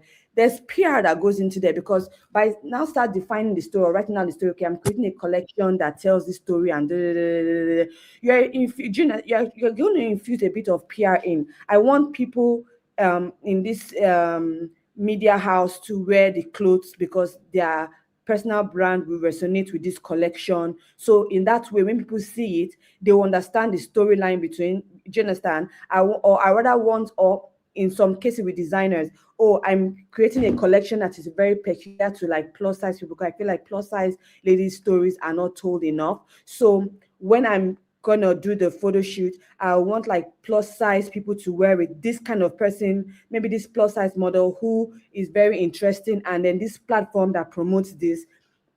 You're already infusing a bit of the PR and the branding into the creation and the ideation of the collection. Then by the time you create the collection, do you understand? You want to know what platforms are aligned with your brand, that that when your story lands on this platform, people can see it makes sense. It just makes sense for my platform or my clothing to be on Bella Africana, because Bella Africana is very African oriented, or it just makes sense for my platform, whatever I'm doing, to be on Vogue, because Vogue is targeted on this, targeted for this kind of women. All of this is part of the creation ideation process, but at the same time, when you get to that place, it kind of makes it easy. I don't know if what I'm saying makes any sense, or if you understand what I'm trying to say. The same thing goes to with branding as well. I remember, and I'm going to use like real life examples for example now. I remember like, maybe a couple of years ago, there's a brand that I was, working with, helping her redefine her brand, and like, PR branding, visibility as well. I had the name of her brand, and you might know her now. Now you know MSO Lagos.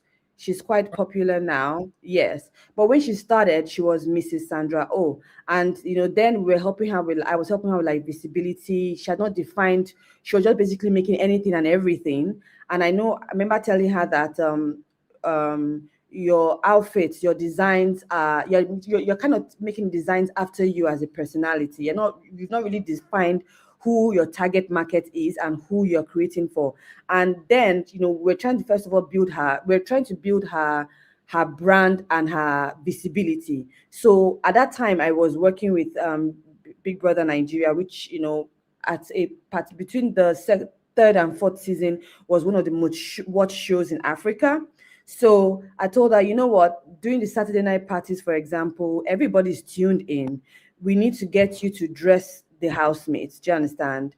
And, position your branding for the housemates. But while you're dressing the housemates, all the outfits that you have made for these housemates, you need to shoot them, get models, because I realize a lot of designers will just come and dump the clothes and then just film it. I'm like, yeah, but that doesn't do good for your branding. What you need to do is you need to get models who wear the outfit, you shoot these clothes like they're actual products, shoot them, create content so that whenever these personalities on TVs are wearing the outfits, you will post like lookbook and real life.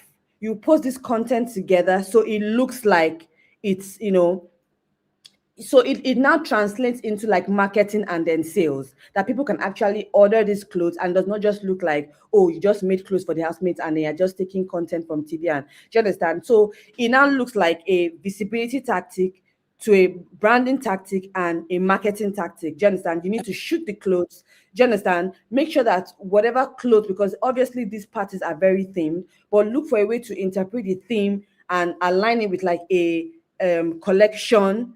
Do you understand? So it looks like something that can easily translate into sales, and it works because for every time she would dress the housemates for whatever season and whatever, people will now start ordering because it now looked like it was a collection that she was, Yes. And then at the time, the name of her brand was Mrs. Sandra Oh, and I told her, and I had to ask her, how are you building your brand? Are you trying to build a brand that is, for example, like international, or you are, your branding is like you, because for me, I felt like that name was branded like a tailor, like a normal random tailor. It didn't, because I'm like, I don't know if we know this popular British brand. I don't know if it's British or American. It used to be called Mr. What's it called again? I can't remember. It will come to me. But I said even this brand, they removed the Mr. and just used the name, because as the way brand was evolving, it just, the name did not just sell what the brand was. So I'm like, there's something wrong with the naming of your brand. It looks like you're naming it like a regular tailor shop. It does not look like you're naming this brand. So I just like, you know what, let's change the name of a brand. And we had like 5 minutes of brain. I'm like, you know what, let's just call it MSO Lagos. And then and she said that the moment she changed the name of her brand to MSO Lagos, it kind of like people were like, there was like an aha moment. Like people started relating with her brand differently. And then of course, people started seeing her like a brand, and then we had to change her logo. And I see that with like a lot of brands. When it comes to branding, the naming of their brand is just, it's just off. Do you understand? Like, what inspires the name? You're not naming, you have to define what your brand is about. Are you a normal made to measure brand, or do you see yourself, name your brand for where you see it going, not where you see it at now? Do you understand? Name your brand for the destination that you are going. So it's all Yeah. part of the branding. Do you understand? And then how are you going to do the PR? So yeah, I mean, I feel like a lot of brands do, even from the ideation stage, they do miss out on the opportunity to infuse PR and branding in their ideation phase. Do you get? So yeah, so that's one, two True. key parts I think that Yeah. that a lot of brands ignore. I like the fact that you actually were able to use an example that revealed the meaning of the problem you've identified. And I think that makes it think, even for me that I'm listening and learning, I just put it down. I said, branding PR should start from conceptualization. I mean, it should go with Absolutely. product development from the moment you Yes. idea, and I like the fact that you actually gave an example of a brand you consulted for. I never even knew MSO was Mrs. Sandra Oh. I'm telling Yeah, you. that's what was the name of her brand at the initial stage for years. And I'm like, no, that's not going to work. MSO, exactly. And I love that they were able to find the intersect between brand, communications, PR, and sales. I mean, that's just a very sweet spot where you can find a means of talking about your brand, selling your pieces, and also gaining more visibility. Absolutely. I think we need to find a way to bring you back to come and talk about this intersect, because there's a lot you did not share there, because it takes a lot of insight to be able to find a strategy that would deliver on all three fronts. So thank you so much for sharing with that. I'm going to go straight to Belinda. Belinda, the first thing that caught my attention, well, you said a lot of things that really swept me. I'm in love with what you're doing. Was when you said you had over 90,000 followers, and because you decided to stand for something, you lost, I think, nearly 50% of that number, if I'm correct, if not more. Yeah. And it just got me thinking. What inspired you to question the status quo? Because the first question I was going to ask was, okay, so you founded Eco Fashion Week, and then you introduced the No New Clothes Runway, right? Yeah. But from your session, I think I sort of understood what inspired it. But what inspired you to start No New Clothes Runway? I understand that, yes, you're not in sustainability, but No New Clothes Runway, it sounds like thrift, it sounds like recycling. So I'd like to understand what inspired you to start No New Clothes Runway. Thank you, and thanks for that question. And yes, confirming that, yes, I lost almost half of the followers. Can you hear me? Yes, we can hear you. Oh, good.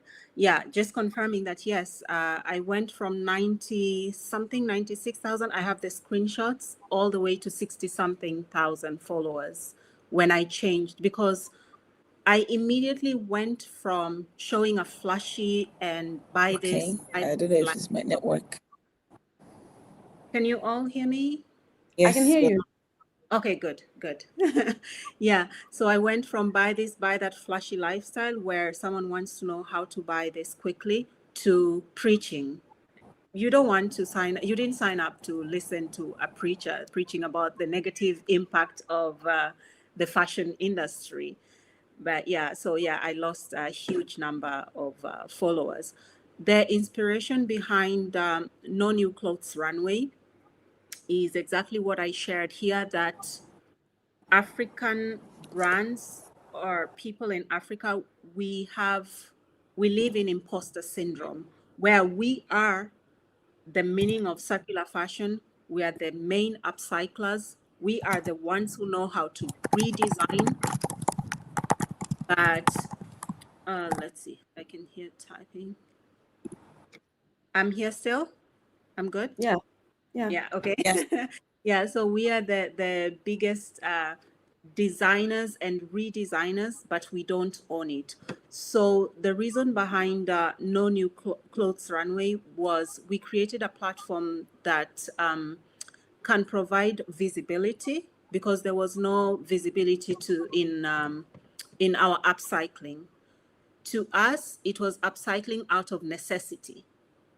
It was upcycling because, oh, Africa, that is so good, it's in Africa, but it's not worth the runway.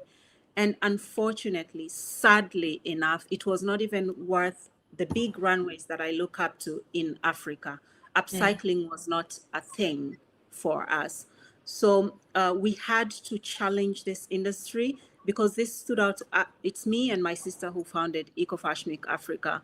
There was so much pressure to constantly produce something new, even to the African designers who know how to produce from the existing materials. When they wanted to go to these bigger runways, there was a pressure for them to produce out of new materials, for them to be highlighted or to be considered part of worthy or considered worthy to be on the runway. They had the pressure of forgetting what they did. So if I'm an upcycler, I do that out of a hobby. It was always a hobby. But when I want to enter into big fashion runways, I had to put that hobby on the side of upcycling. I had to take out the African in me, of creativity, of what people are actually looking for internationally. I had to remove it, put it on the side, and then now create new fabric, which was now considered fabulous enough to be on the runway. So we said, no, we're going to challenge this. We want you to put on your African hat, creativity of creating something beautiful out of trash, wearable piece of art, and there's a runway that will actually take you seriously. So we said we are going to start this. And I remember me and my sister again going back to copying something new. We said this is going to become a trend in less than 2 years. And now we see more and more runways accepting upcycling as a brand. Like if you're a brand upcycles, they actually accept you on the runway. So yeah, we now call it circular fashion, and I'm at war with this. We now call it circular fashion, and as I mentioned earlier, it's what existed in us. We were just hiding it because it wasn't runway worth. So Ecofashmic Africa Glamorous. created that Yes. space. Yeah, yeah, Absolutely. created that space where we made it glamorous. Yeah. Thank you so much, Belinda. I like the fact that you said what the world calls sustainable, recycled, circular has always been the African culture. I mean, many of us got passed downs from our parents. Some of us even go to snatch these things. I mean, you want to wear your mom's expensive attires, ashoke, name the fabrics. You want to be seen wearing something that has so much history. It's always been a cultural thing. Now, you made a comment, and I'm going to take us through a general question. So this question is to everybody, Buki, Rhoda, and Belinda. You said something. You said take you seriously. And every time I hear that phrase, it is easy to align that phrase with fashion. When they don't take women seriously, when fashion is still being perceived as, I think the narrative is changing because people are starting to see that, ooh, just like music, just like football, just like the film industry, people are starting to see, oh, fashion can be something. But I kind of still feel like they haven't still taken us seriously enough because we're still that industry that is lagging behind when it comes to policies, when it comes to funding, when it comes to support, when it comes to all kinds of initiatives. So this is my question. It's two parts. So would you say that um, the women are undervalued because the market is undervalued, or we are undervaluing ourselves, and it is showing by how we perceive structure? I don't know if my question sort of, please let me know if I put the question well. So my I question is, mean, yeah. okay, I talked about how they don't take the industry seriously. It's still a thing. We're coming out of it, but I mean, why is it so slow? Could it be because they still, or the global markets, governments, consumers, whoever, they still look down or undervalue women creatives? Or because the market just undervalues fashion, or because we women, we are still undervaluing ourselves, possibly because of how we show up and how our businesses look in terms of numbers and structure. Okay, so I don't know who Okay. would like to So go first. let me just, I think that people can attempt to undervalue you, but the success of the undervaluing is now up to you as the individual. And I'm gonna give I'm gonna make this relatable to the Nigerian fashion industry that as it is now. We all see the success, like a lot of designers, and we see that a lot of people in diaspora are buying. They can't wait to just buy Nigeria. It's like a trend. You go Yeah, on TikTok, you go on Threads, you go on Instagram. You see people posting, "Oh, the Nigerian fashion brands that I'm buying now." Do you understand? And these things are priced in dollars to the point that we that are living here are asking, like, "Oh, Nigerian fashion brands are becoming can't underpriced." Well, afford. it's Yes, about you finding what works for your pocket. Now, recently, I saw on TikTok a lady who was seriously banned, because you know that in the past few weeks we saw a lot of people come on TikTok to kind of drag a few um Nigerian fashion brands, especially those that are targeted at weddings, and talk about how they are under delivering for the prices that they are being paid for. Now, in on that same train, somebody came recently and it kind of went viral, but different. Yeah, she talked about she used Vicky James, like, oh, Vicky James is a Nigerian African designer based in Nigeria. Why she's charging like $10,000 for like a dress, a custom made dress, for someone based in Nigeria should not be charging, but if she were based in London or in Paris, she would be charging. I'm like, bro, and I'm sure a lot of people had that opinion when I like, look, Vicky James has put the value that she wants to put on yeah, her brand. It's mm, left for the people who respect that value and see the value to patronize that her based on how she has packaged her brand. Because I remember when she did like an American tour a couple of months ago, was sometime this year, or maybe late last year. And there's a lady who came out to say that, look, I wasn't getting married. I've been married. I just wanted to sit in the same room with her. I paid the consultation fee. I don't know how much it was in dollars. I paid the consultation fee. I just wanted to sit in the room with her to just tap into her brain to see how she does her business, even for 30 minutes. I'm not getting married, but whatever, because she has seen a kind of value in how Vicky James has positioned her yeah, business. The same thing. So people are telling her, look, if Vicky James is charging $10,000 because she's living in Nigeria, she has put a value into her creativity. Last not even adding all the whole economic pitfalls as we as Nigerians are facing. Do you understand? So when it comes to the question of, oh, are African creatives undervalued because of the market, I'm like, look, people can try to undervalue you if they want. The question is, do you undervalue yourself? Do you understand? Do you see yourself worthy of the value that you have put on yourself? Are you ready to keep pushing that value and giving value back? So I'm giving value and I'm putting a price on that value. I'm giving it. Oh, can you appreciate it or not? If you can't, keep it moving. and let people who can. Do you understand? People will always try to undervalue. If we started something tomorrow based on Obsidian Advisory and put a tag to the knowledge that we are packaging and selling, some people will be like, it's not just fashion. Why are we paying so much to just go and listen to people talk about fashion that we know? We know fashion now. And some people will be like, look, it's not just about, fashion. I want to hear from people with experiences, people that have failed, people that have succeeded, people that are going through, and this is the value they have put. And you know what? It's worth it just to listen to them. That's why you see people paying thousands of naira or dollars or pounds from a 1 hour masterclass. And you say why? Say, oh, because I just want to sit down in a room of women who have experienced this, who have been this, who have built this over years, and just hear from them. Sit with them, hear from them, maybe get their contacts. Maybe they can position me or guide me, or I don't know what to do and how to do it, who can direct. Do you understand? So the value is based on I am the producer. I have put a value. You as the person who is in the receiving end can determine if you can afford that value or not. And if you can, awesome, we work together. And if you cannot, it's okay. Do you understand? Maybe sometime you would, or maybe you find somebody within your pocket. But when it comes to that undervaluing thing, I'm like, look, people will undervalue. People will ask why Hermes is charging whatever Hermes is charging. People will ask why Chanel prices never go down. Do you understand?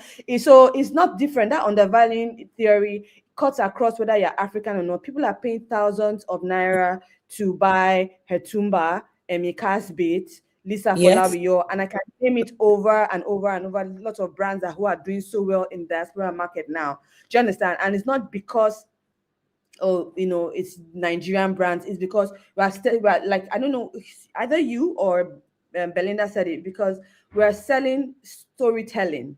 Do you understand? With the clothes. The clothes is not just an outfit. There's storytelling. There's history. There's the craftsmanship. There's that artisan story. Do you understand? Is the story of that woman in Enugu who has been weaving this amazing fabric for hours, or the woman in Abeokuta who has been weaving this ashoke, or someone in Ibadan who has been dyeing this adire fabrics. You understand? There's a storyline to, and they just want to tap into the storyline because Africa is it now. So yes, there will still be people who question, yeah, but why Africa? Why Nigerian designers? Why Kenyan fashion brands? Why not? Rhoda, I really, like how you why not? So Yes, there will always be people who will undervalue, and that's okay. But the question is, am I going to take it? Exactly. And if I'm not, Buki, I'd like you to speak to this, because you see, I like the fact that Rhoda if you are a woman watching this session and you're joining us, what Rhoda has done to you is that she has freed you. She's telling you, flap your wings and fly. Don't let anyone or anybody's opinion about your brand limit how you choose to present your brand. Okay. But now I have a flip side to that, Rhoda, because in this conversation, there are always two sides. As you said that, then I'm thinking somebody else can now say, yes, she said I can be like Vicky James. Hold up. Because there's a system and structure and order that Vicky James has attained. She has successfully been able to give. She's freed you. I'm glad to hear that. She has successfully been able to give our customers a specific kind of experience again and again. Now, I don't want to drag any brand, but there was this chaos on social media last 2 weeks. If you're Nigerian, if you're close to Nigerian brands, you will know the brand I'm talking about. But I'm saying we haven't really heard similar thing when it comes to Vicky James, right? I'm not saying that she doesn't have issues, or the brand, pardon me, does not have issues internally. I want Buki to sort of balance it to say, listen, as you're promoting your brand, your product, you're creating this sense of value and perception, you must also do certain things side by side. I don't know if Buki gets what I'm trying to say. Rhoda said you can actually present your brand, even based on what you said earlier in terms of brand communication. You can present it in this fantastic way, but there are certain things that must support it in terms of, I don't want to talk about it. I'm hoping Buki can trash it out properly. Thanks, Rhoda. I see Rhoda just came to deliver. Honestly, I mean, I do agree with you. See, with the initial question you had asked, I was going to say it's a bit of both. That's the honest truth. Because historically, right, the global market has not always understood the value of African creativity. Yes. Hasn't always understood craftsmanship and storytelling. I don't know whether it was today that someone was like storytelling is the new luxury. I don't know if It's Belinda. Belinda did that. thank you, Belinda, But at the Fully. same time, many creatives, that's the truth is many creatives still struggle with owning their value, right? Especially when it comes to the pricing, their positioning, negotiating. That's the real fact. But when creatives are unsure about their worth, the market will always respond to that uncertainty. Just like Rhoda has said, how have you positioned yourself? If you don't understand, if you cannot stand by your quality, and the consumers cannot stand by that quality, then there's uncertainty. Now, back to your question with regards to the people who want to be those people at the top line and don't have that quality to match it. Yeah. I'm not sure where everybody's rushing to, because there's a pace and there's a lane for everyone. Where are you trying to position at? What market are you trying to position at?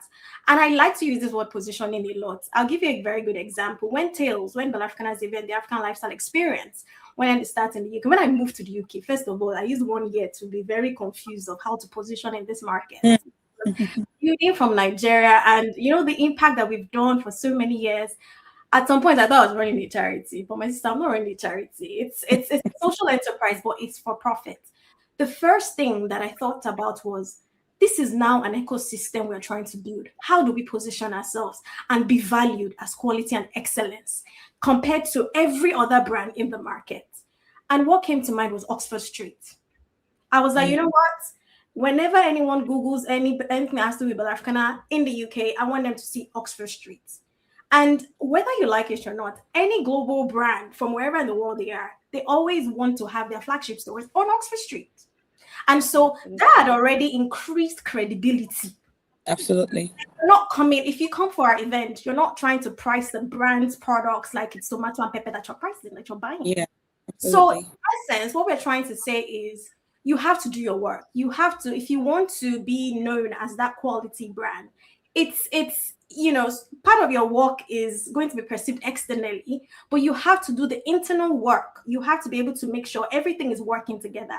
You have to be able to build stronger platforms. And for us with Bella Africana, we want to be able to build platforms that gives access, but ultimately to also make sure that the people that are perceiving these brands already know that anything that has to do with your brand is quality. If you found yourself in a place where you have gone so strong with a perfect storytelling, but you don't have the products to match, please subscribe to Rhoda. Go and speak to likes of Rhoda. Speak to likes of You. let them review Rhoda, we're bringing you your back. brand from inside out. Talk to the Okay. experts on this call to be able to get that done, because you will crash one day. And what will happen will be that consumers will come out to tell that story, because the ecosystem is evolving every day. We have platforms, we have social media that is also closing that gap right now. So you can't hide anywhere. Any corner you are in the world, you can build a fantastic brand and be able to get access to the market that you're trying to reach. It just depends on how you're doing your pricing, how you're packaging your worth, how you are matching your storytelling to the quality that you're building for your brand. Thank you so much, Buki. I like how you put it. Now, I want to hear, Belinda, I want to hear your point of view, Belinda, because Rhoda said this side of the story, Buki addressed it from another point of view. I want to hear your point of view, because when it comes to not being taken seriously, be it by consumers or the markets, or be it by the global fashion ecosystem, or be it by whoever, I mean, we've addressed it from different point of view. What other ways do you think brands have created that sense of perception that is limiting? So I'm going to speak from a different angle, because I can't add to what Rhoda and Buki has said. It's just been like I was like, oh yes, because they have really spoken well about this. So I'm going to approach it from a different angle. Fashion is not being taken seriously by policymakers as well. We are not taken seriously in those Agreed. rooms. Absolutely. So I agree on the other side, consumers, but also, guys, policymakers. There was a room that I was in, a conversation. It was a whole day conference. And there was a time that was carved out for fashion. And I was the speaker. I was among the speakers. And we had delegates from every place you can think of. When it was time for us to unpack sustainability in the fashion industry, everyone was getting up like they're not involved in the fashion. I had to Wow. say, yeah, because, but these are policymakers. And I was itching to talk to the policymakers, but it reached the point of fashion. They touched on everything. But then when we got to the fashion industry and they were getting up, I said, I'm sorry, guys. If you're wearing clothes, if you're in this room and you're wearing clothes, please stay. If you're naked, you have nothing to do with the fashion industry. So That's such a anyone nice. who is naked, please leave. If you're wearing clothes, you're either part of the problem or part of the solution. So if you're wearing clothes right now, what are you wearing? Is it upcycled? Is it polyester? Is it linen? Read your label and you're either part of the problem or part of the solution. If you have no clue what I'm talking about, I want everyone to sit down and listen to us. So we have to be aggressive. Also with the policymakers, who are the biggest part of this. Otherwise, we can be having conversation, and I'm speaking about Kenyan part of it. We have conversations, this, but it always ends up with the policymakers. So we have to force them to take us seriously as well, and they are taking us seriously. So I always, Rhoda and Buki has really spoken about it really well when it comes to designers, when it comes to consumers, and I would approach it from the policymakers side. Policymaker. Thank you so much. Yeah. I'm going to take one more question for just talk on generally, and I would like to ask our participants to please start putting their questions up. We like to adhere to time, so while we wait for your questions to start dropping, we would answer one more question.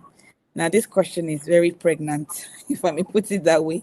So, do you think that talent in Nigeria, Kenya, Africa, Ghana, from wherever they are joining us, do you think African talent should focus on building a business or a career? Okay.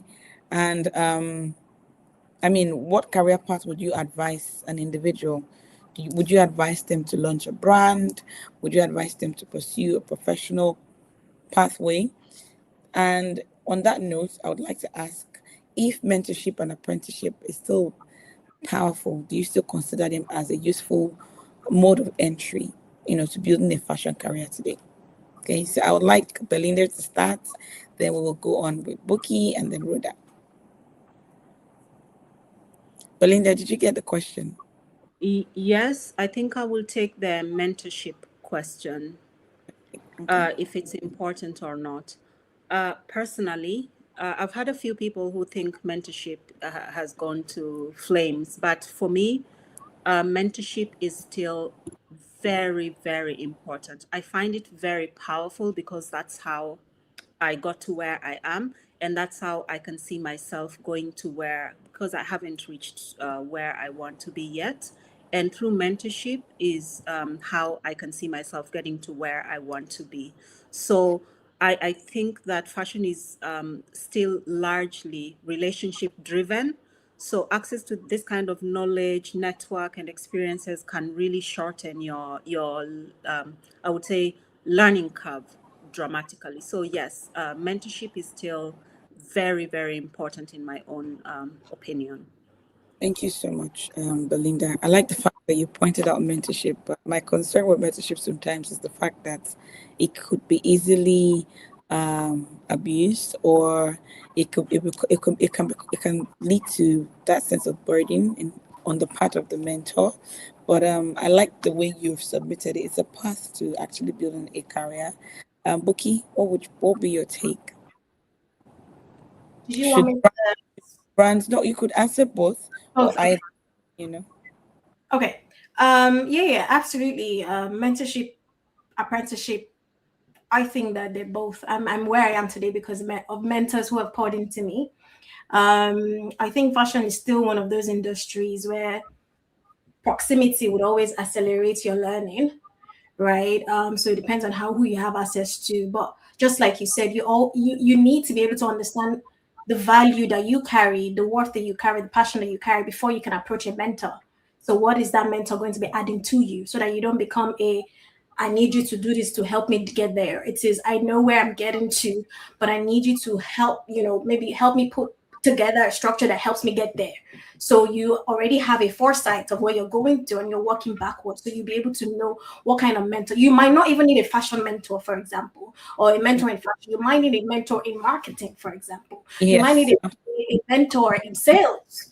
So absolutely. you need to be able to understand those areas in your soft skill or your hard skill that you're trying to build that would help then to get you to that place. So the other question with regards to career or entrepreneurship, Yeah. I think that in this day and age, I won't lie, entrepreneurship to an extent has slightly been romanticized in the creative industry, right? Mm, It's not everyone that needs to build a brand to succeed in fashion. Let's say that, please. Let's scream yeah. about that. Okay. Yeah. The fashion ecosystem is too big.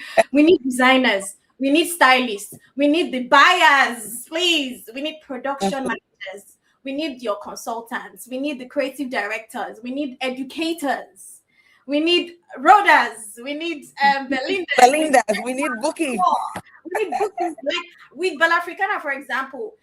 I can vouch for a fact that 90% of my wardrobe is full of you all. It's full of brands who are doing amazingly well. So you need to be able to know where you're plugged in this whole ecosystem. What part are you playing? Mm, These are the powerful career paths that shape the industry. It's not by your entrepreneurship. yeah. Entrepreneurship is not for the faint-hearted. Let me just let you know that it's not for the faint-hearted. But the real question is, what kind of impact do you want to make? If you're able Amazing. to understand that, you'll be able to enjoy the structure, the collaboration. You'll be able to understand how to master a specific skill. You'll be able to build a career within the industry, that may Mm, be the right path for you. So I think that fashion needs strong professionals and it needs strong founders, not just more brands. We need absolutely. champions in industries. We need people who are like, it's no longer a passion for me, it's an obsession. I must see this industry succeed, come what may. So that is what we need. Thank you so much, Buki.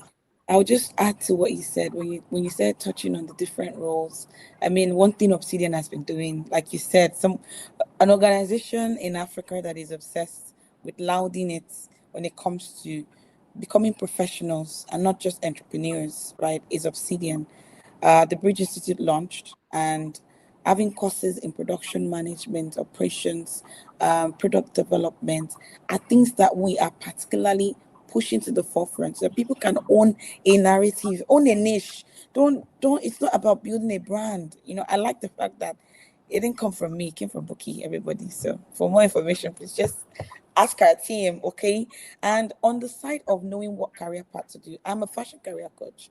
I'm a career coach, but because fashion has been my niche, I've been able to help a lot of young people, clarify where they actually truly belong. Somebody like Rhoda, right, who has found the intersect between PR, media, and education. It's a sweet spot. And I can imagine how long it took her to eventually find a way to mix it all up and arrive at Rhoda Ebun. I mean, so Rhoda, please, let's have your take on these two questions. Okay, I will start with the mentorship or apprenticeship. Is it the most powerful entry route in fashion careers today? It is one of the most powerful entry routes, but with the world in the last 5 6 years, you know that the world has changed drastically with social media. So you find out that a very good, powerful entry route in fashion career today is collaborations. And now it now depends on your career in fashion.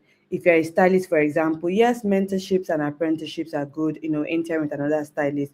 But I have seen a lot of thriving stylists who, got into fashion by collaborating with maybe a known media, popular celebrity or whatever it is, just collaborating with someone. I've seen a group of people collaborating to lead to where they are. I feel like we downplay collaborations a lot. Do you understand? Even with design brands themselves, they had one leg in the door, but in order for them to be the big brand that they became today, well, they did that by collaborating with other people across industry. So whilst mentorship, apprenticeships are good, but I think it is just one of the most powerful. It's not the most. Do you understand? People need their collaborations as well. Do you understand? You just have to decide who you are collaborating with. Do you understand? How both of you can bring something to the table and add value, because it is not collaboration if you are using me and I'm not using you. It is let's use ourselves. It is let's use ourselves. Do you understand? And that's what makes it a collaboration. So,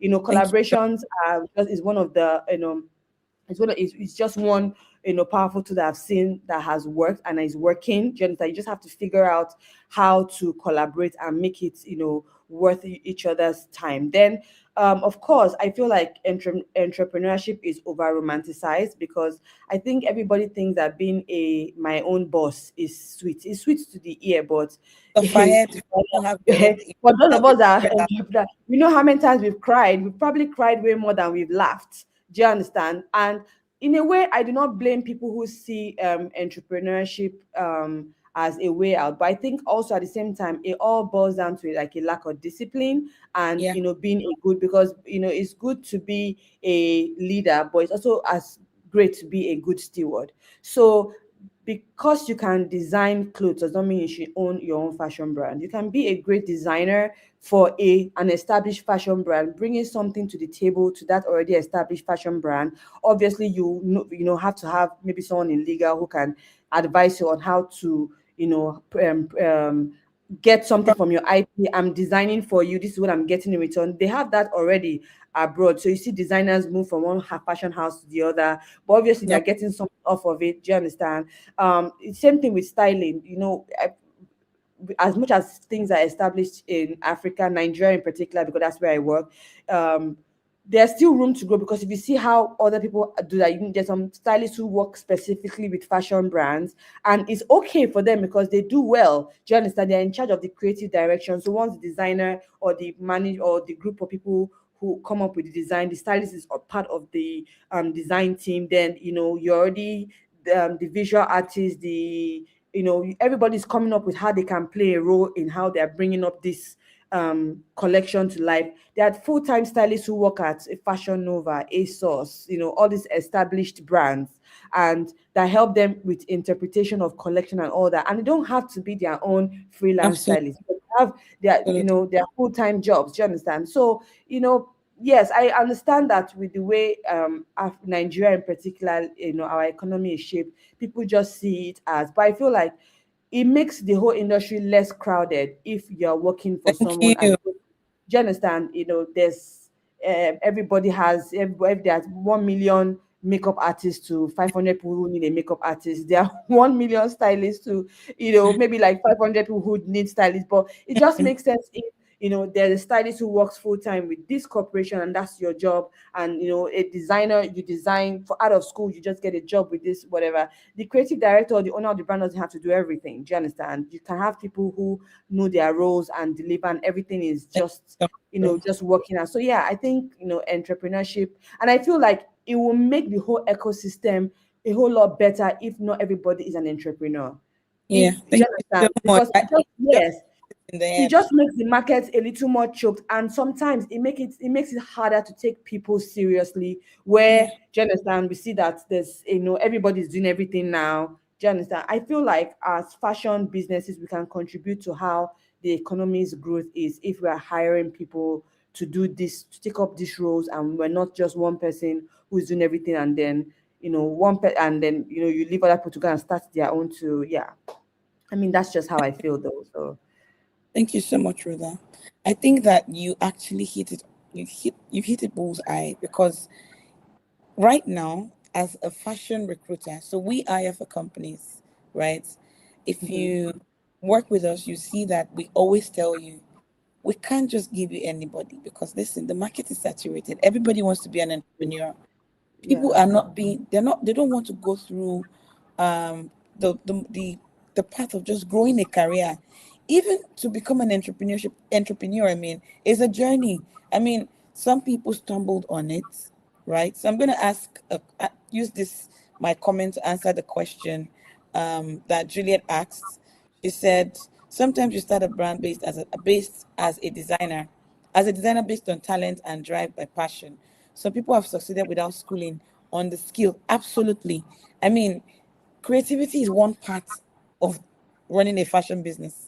It amounts to 20% of of what you do in a fashion company. Other parts of a fashion business, which is entrepreneurship, would include sales, marketing, branding, packaging, operations, customer service. I can go on, and sourcing. It's so much. I've coached a young female who came for a session, and she said to me, I am tired. I didn't know this was what I was dabbling into. I just wanted to create. Now my landlord is chasing me. Now I And can't. you can I create can't successfully by being part of working. something. So Yeah. sometimes you can have the passion and plug that passion into an existing organization without starting your organization. I mean, you can have a plan to eventually own yours, but the truth is there are a lot of parts missing in your skill set to sufficiently run an enterprise. A Before lot of Tom Ford, for example, became Tom Ford himself as an individual has worked for hard work, a couple of several brands. fashion brands over like decades, not just a decade, several decades. You understand? Before he started off on his own, and before he started off, he had to get investors, because starting your fashion is very highly capital intensive. It's not something that is easy to dabble into, because I always tell people that fashion business, for example, is like building a house on a waterlogged area. 10 Hmm, stories go down before one story goes up. I like that And illustration. people Going don't to, see the 10 stories that go down. Do I you will, understand? They don't see the but I will keep decking, the things that go down. They only see that one flat or whatever. And they, oh, it's easy. No, you bury a lot of money underground. That's what it is. There's a lot of work. And speaking of, I wanted to bring something to Belinda's notice, where she said something about, oh, there were no fast fashion brands in Africa. In Nigeria, we have Zefans and Co. is a fast fashion brand. It's a fast fashion brand with an African this. story. And I know the fans from when they started. Do you understand? She started and built around the concept of I am a fast fashion brand. So if you compare like her pricing and her tailoring and a lot of things, do you understand? Before we had Maju, but I think Maju, if you know Maju back Yeah, then, Maju was a fast fashion brand. But obviously, sometimes when I say brands taking a break, I can understand why they take a break, because I say fashion is very capital intensive. It's not easy. But they have fast fashion brands in Nigeria. They are very, and they are thriving as well. It's just a matter of knowing how to scale and when to scale. Some people just don't know anything about scaling. So they just think it's about, cutting the fabric and just, nah. There's so much more at play in this. Somebody dropped a question about AR something. I I'm a didn't say 3D and AR fashion creative. yeah. I create my fashion items in 3D and people wear them on Snapchat and TikTok. Are there African designers incorporating AR? I would say that you should check out Ashlocks. There are a few contemporary tech-driven brands in Africa, but you have to do your research. I mean, as much as we are speaking on this platform, it doesn't necessarily mean that we have like the The entire body entire of knowledge, information. right? Um, Belinda is a sustainability expert. I don't know if there are brands who have leveraged 3D and AR. Belinda, I would like you to just maybe touch on it. Augmented reality in sustainability in that sense in Africa. It would be nice if you could mention a few brands like that. I don't really have anyone that comes to my mind at this Right? moment. Yeah, I don't have anyone in mind, but I will just do a Buki, quick, yeah. do you know any brand Any brand that what? Sorry. that uses 3D and AR? No, not from the top of my head, but there must be. Yeah, But what I, sorry to cut you, what I'm going to say to Joy is that, yes, no, I don't know anyone. However, sometimes people don't know what they need until you offer them. So right. I feel that, Joy, maybe what you should do is maybe write down 10 brands whose brand identity, whose brand presentation kind of resonates with what you do as a 3D A&R, creative. And And pitch. then, and yes, and pitch to them and offer them, this is what I can do for your brand, because sometimes it's all about offering value. So sometimes people don't know what they need until you spell it out and direct it. And they just say, okay, fine, this is something that can be valuable to me. They didn't know before and they know now, and they can put you on trial. And then, from the trial period, you yourself will learn to see how you are delivering the value. Do you understand? You see if, maybe you want to fine tune it, pivot away. Do you understand? Maybe the way you're delivering it is the most in its most elementary form. Maybe you Yeah. can find. Sometimes I always say that all these services are not one size fits all. PR is not one size fits all. Whatever is marketing is not one size fits all. You tailor it to the brand or to the service or to the client that you're offering this thing to. So maybe what you need to do, Joy, is to do a bit of research about brands whose already brand identity kind of resonates with what you do and how you, and offer them something, pitch them, so tell them the value that you can bring, because people want to know how this value can bring about revenue to them. Pitch Yeah. it to them, they put you on a trial period, you learn. If it works out, awesome. If it doesn't, you've learned. Do you understand? You've learned how to retailor. You go back to the drawing board, retailor it, and then you see how it works out for you.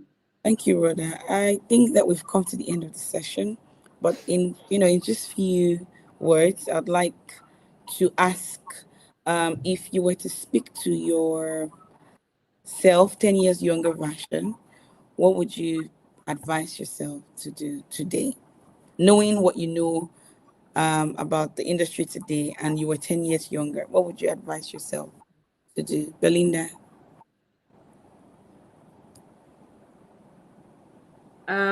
Myself 10 years ago, knowing what I know today, I would tell myself that the direction you're taking is okay. Always do things to uplift others, and the universe takes care of you if you intentionally continue just living your life in a way that when you see someone down needing Impact. a ladder, you throw it down, and the universe will take care of you in your 40s, because I'm 40 now. So I would tell my 30-year-old that to go the right direction of always taking care of others. Thank you so much, Belinda. Rhoda? Um, yeah, I'm 40 as well. I would say I would tell my younger self to collaborate more and pitch more, because I Mm, think at maybe when I was 30, I had a lot of bright ideas. I still have bright ideas, but I always thought it was a lot of the ideas I had were things I could do by myself. So I always waited for the moment, maybe in terms of funding, in terms of opportunity, in terms of this where I could do these things. But I at this age I realized now that I could have done those things by collaborating with people who had the things that I was lacking. So I would tell myself not to be afraid to, bring people in, to collaborate more, to what else? Yeah, that's it. Just so much. pitch, just you understand, pitch, get, just tell people the idea, pitch the idea, get more project, and not try to be like a one-man squad that for the longest time that I have been. Do you understand? Just figuring out myself and taking too much and being burnt out at some point. But yes, to pitch more, to collaborate more, to think of ideas where I could bring more people in, because sometimes an idea takes 10 people to bring to life than one person. So yeah, that's what I'll tell myself. That Thank you so much, collaboration was, yeah. Buki. Thank you. So yeah, late 30s, counting down, so same scenario for everyone. First of all, I'll tell her that I'm so proud of her. I'll tell her to start before she feels ready, right? Don't wait till everything is all crossed and dotted. I'll also tell her to build people, not just projects, right? 'Cause relationship is so big. She knows that actually, because she's very, very intentional about her relationships, but to also build people. I would finally tell her to not be afraid. Uh, tell her to think bigger, right? She thought that was big before back then, but tell her that, man, girl, the sky is not even the limit, right? That she's on a great path and that God has placed a very big vision in her heart and that she should go for it. Yeah. You so much. Oh my God. What you would tell yourself, I'm telling myself these things as well as you've just said it. I'm really grateful for all the contribution. There's one question here, and I think I'll just quickly attend to Juliet. How do I save myself from stress, from tailors and seamstress?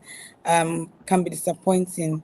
Stop taking things personal, Juliet. You might need to have a proper business coach session because when people complain of tailor issues, I've learned that it is never the same reason, across board.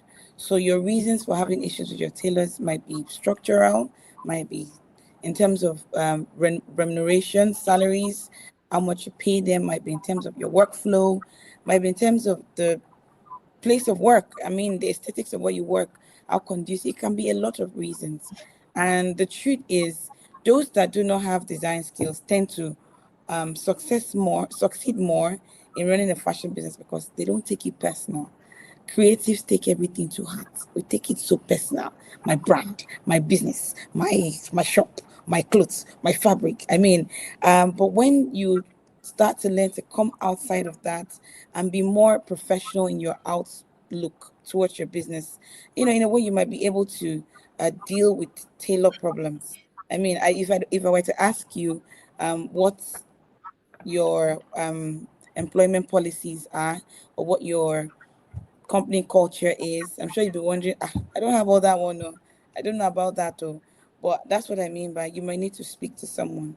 But if I were to advise my own 30-year-old self, right? Or 10 years younger self, because I'm also like Buki, 40 is knocking right, right at my door.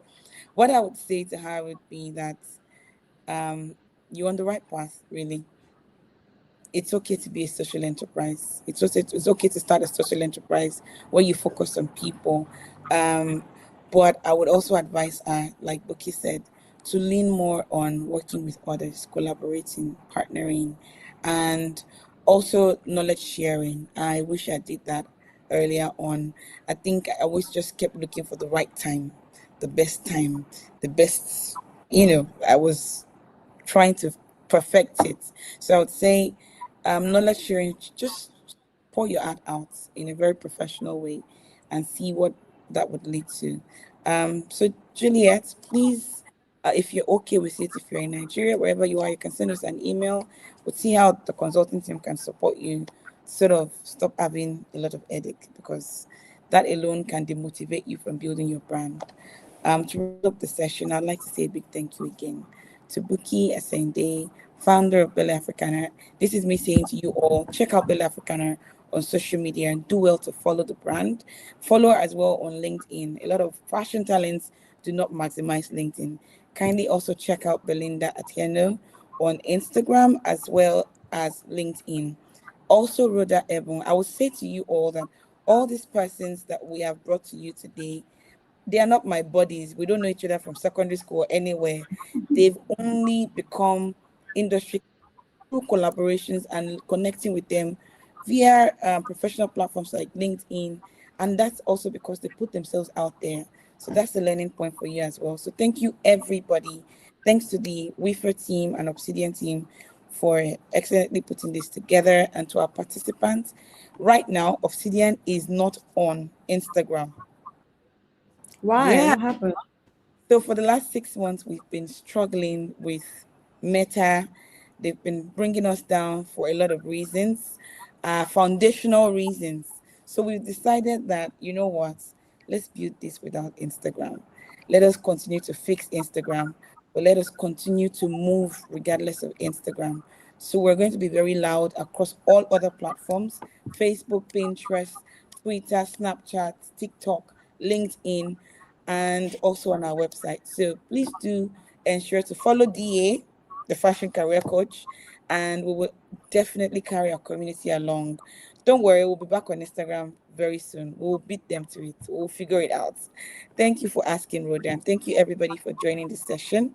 For now, have a lovely, lovely day.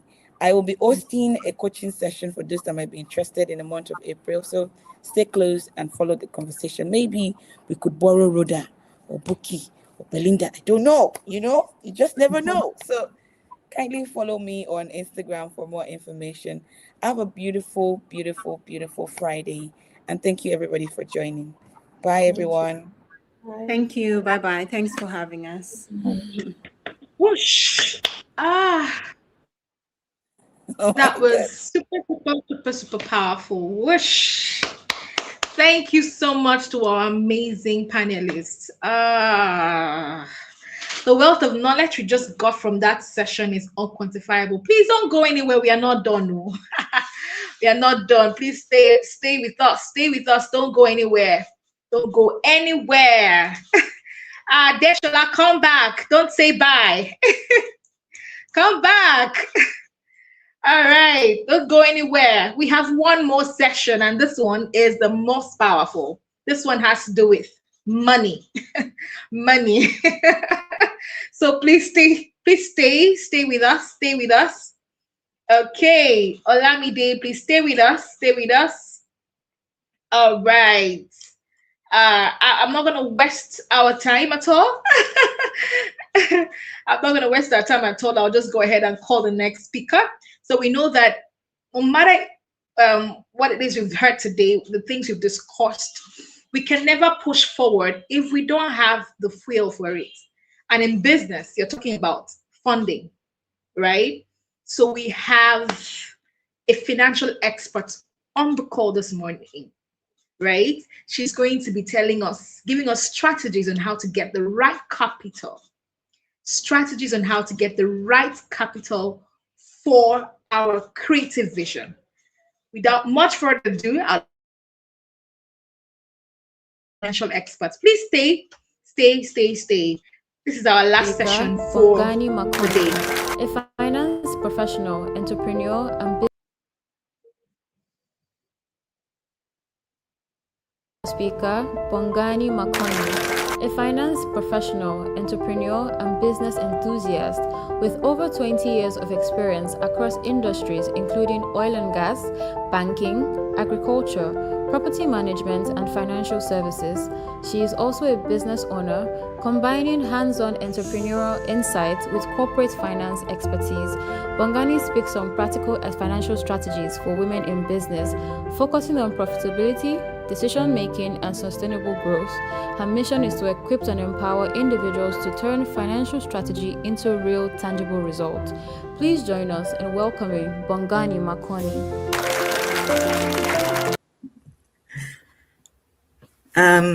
Hello, everyone, and thank you for inviting me to the organizers of this event.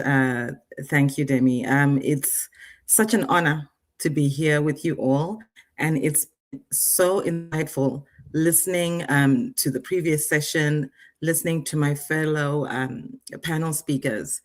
I had quite a few takeaways, but what I loved about what was being spoken about was some of these things are going to touch onto some of the things I'm going to speak to today.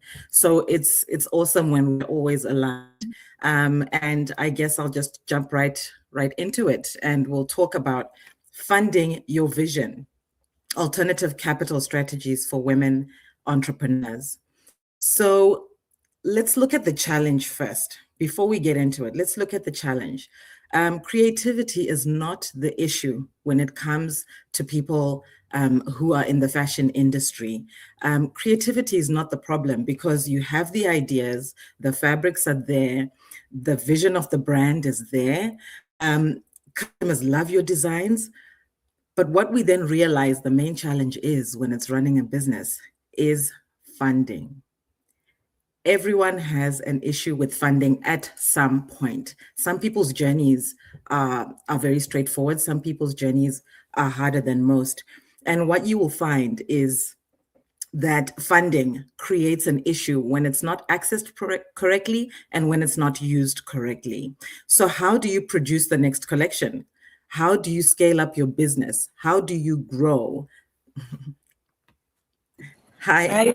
Hi, Bo. So Hi. sorry. Mhm. I mean, I just wanted to say hello to say we love what you're doing. We can't Thank wait to you. see back from the participants. Guys, you want to be here for the money talk because this is the guru in that particular subject matter. So I'll be right off the scene, waiting to see Okay. the questions that will join. Thank you so much, Bo. Great. And you were hearing me okay? Okay. I'm hoping I'm audible. Maybe if I can just get a comment or two if I'm audible. So basically, yes, I've just been speaking about the challenge of funding and what businesses go through. So how do you now arrange to get good funding for your business? So those are the things that we're going to talk about today. Before we talk about that, I'm going to introduce myself. My name is Bongani Makoni. Most people call me Bo, and so you can choose whichever one you want to use. And I'm a financial accountant. I qualified and trained in the United Kingdom, where I did my ACCA, and I also did a BSc honors in applied accounting. My experience varies lots of industries. Whilst I started my career in the United Kingdom, I then relocated back to Zimbabwe and I started businesses there. I worked in the corporate world. I've worked in agriculture, in financial services. I was a co-founder of a microfinance. And during my time, especially in Zimbabwe, I received lots of accolades and opportunities to speak to women about finance. And I since relocated, and I am currently in Canada, in the bright city of Calgary. And this is where I am working in the corporate world as a lead in a bookkeeping company, but I also own a business. So entrepreneurship is in my blood. I love entrepreneurship. I love women and I love people in business. So today I'm honored to speak to you about how we are going to fund our businesses, how we are going to access finance. The funding landscape for women has been really under pressure over the last few years because traditionally women were not getting access to funding. But now that there are opportunities for women to get funding, we need to make sure we are positioned. We need to make sure we are in the right place to access that funding. So some of the challenges that we've had is limited bank financing. Traditional bank lenders usually look for certain things. They're very structured in how they lend. So you'll find that sometimes if your model doesn't fit into a typical business, you'll find that the traditional banking system might not be a place for creatives. It's usually harder for creatives to access bank financing from your traditional banks until you get to a certain level. So I'm speaking to people who are in different levels here, and I'm hoping that I'll be able to assist everyone at different levels of business. With funding, you also find that we struggle with the issue of collateral. Sometimes we need collateral. They would want us to put our houses. They would want us to put, some sort of collateral to this funding, which again is a limiting factor when you are starting your business from scratch, when you're starting your business as just a passion or it's a hobby that is turning into an income generating project. So high collateral requirements are also an issue that stops us from getting finance. When we are creatives, we find that there's also an informal element to what we do, or a perception that we are informal. So again, accessing traditional financing is hard because people perceive our businesses to be informal when we are actually trying to run a business. And then we have growing support for ecosystems. So despite the barriers, new funding pathways are now coming through, which is what we're going to be talking about today. So if we cannot access funding from traditional methods, what other opportunities do we have? So I'm just going to go through some alternative options, and I'm going to start talking today about grants. We can access financing through grants. There are so many organizations out there that offer funding for different things and different types of businesses. So what is important in instances like this is you need to try and find grant providers that are looking at funding creatives, women in the fashion industry in particular. What does that mean? It means you need to do your research. It means you need to look for these opportunities. As a business owner, you have to go out and get your customers. So you have to go out and get your funding. You have to make sure that you are looking for what is right for you and what is right for your business. Grants are non-repayable funding that we get from either government institutions, that we get from fashion councils, or even international development agencies. Examples will include Fashion Weeks, the Tony Emulemu Foundation. Grants don't necessarily follow that you should start with it, but sometimes it comes somewhere along your journey. So always keep an eye out, always make sure you're looking for that. They go best when you're prepared. You prepare your financials, you make sure that you are able to present your finances and your business in a certain way. And I'm going to talk about some of the documents that are useful for you when you're looking for grants. Look out for competitions. You will find that sometimes you may see a competition within your country or even online or internationally. Participate in competitions. One of the businesses that I was fortunate enough to co-found was a dehydrated fruits business. And I took part in a competition. And that competition ended up with us getting a grant of $10,000 at some point. And it was just simply attending workshops. It was presenting our ideas to investors, to a financial institution that just basically wanted to provide funding to people who were trying to improve and grow their businesses. So I understand the concept of competitions, grants, because I've been a recipient of one. And you'll find that when you're looking out for competitions and for grants, I can see someone asking about organizations. I think you need to do your research. You need to find specific grants, because sometimes there's so many grant organizations out there, providers. So do your research in terms of being specific. You'll find that the platforms that we are on, in terms of fashion councils, sometimes they will help you, and usually they do, in terms of the right direction, because people will collaborate with them to find the talent, to find the businesses that are growing. Next, I'm going to talk about non-traditional methods, non-traditional models rather. So I heard earlier some of my co-panelists speaking about value addition, speaking about customers, speaking about followers. Your followers are more often than not your customers, right? Your followers can also be your future investors. Your followers can also be your future business partners. So what is important is to look at who is following you. What are you selling? Who are you selling to? And you'll find that if you use a model, for example, pre-orders, that is a non-traditional model. That means you're selling before you produce, right? So your customer is a very important person at this point. And if you are in such a situation where you can sell before you produce, that already is funding, because you'll get the funding, you'll make the orders, you'll supply the orders. So looking at your individual models as fashion businesses, try and see if that model is something that can work for you, because pre-orders can be a source of alternative funding. We have crowdfunding. Customers like doing what other customers are doing. So if you do a crowdfunding approach, you'll find that there might be many people who are willing to put money towards something together for a cause, right?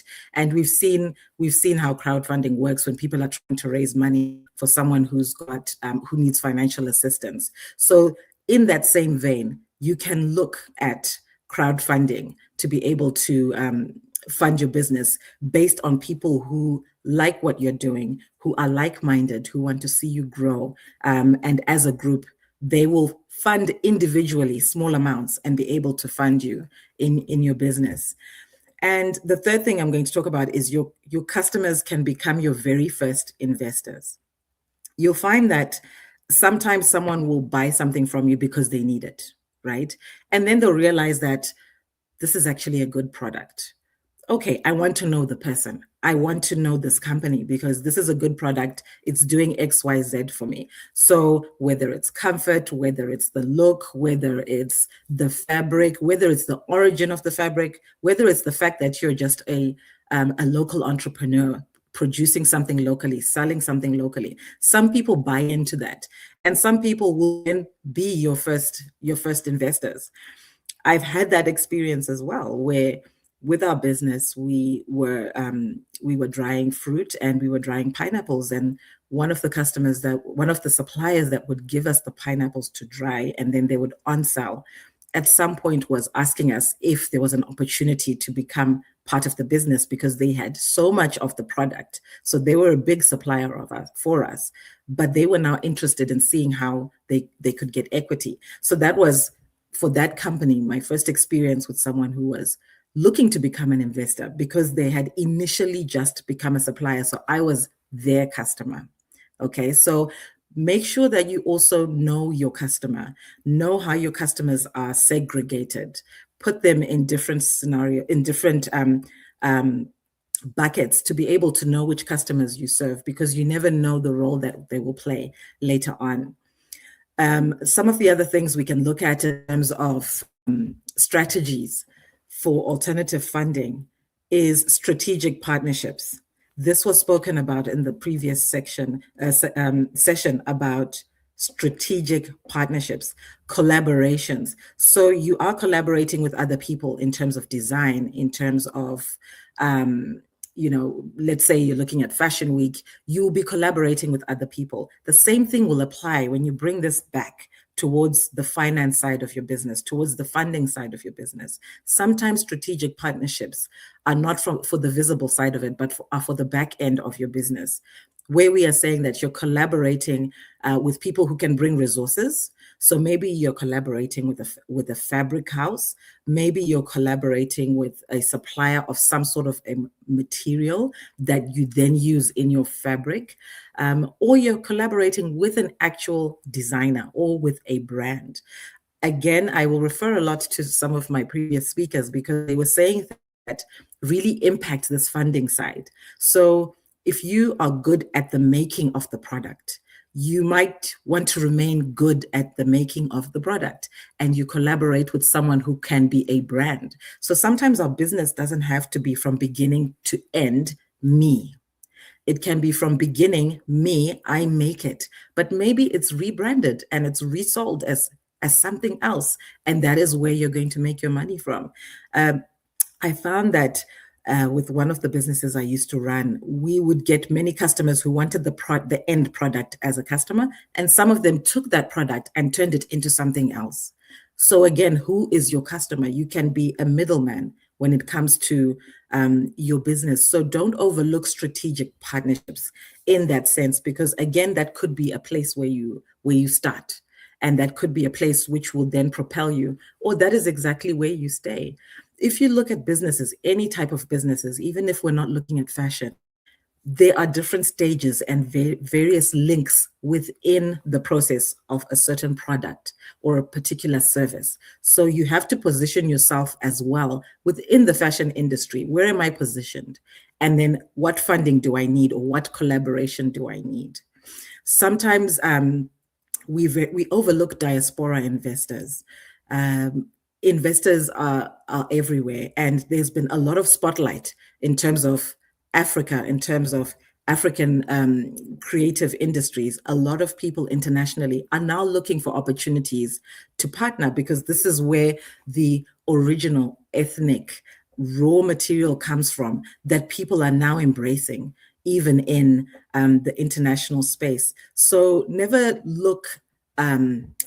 don't underestimate diaspora, and don't underestimate the potential investors that could be out there. So make sure that when you are advertising, when you're promoting yourself, you are opening yourself up. If your mission and vision is specifically for your local vicinity, for your local country, that's absolutely fine. But it doesn't mean that you don't get a diasporan investor. So look at opportunities in terms of the diaspora. Can you export your product?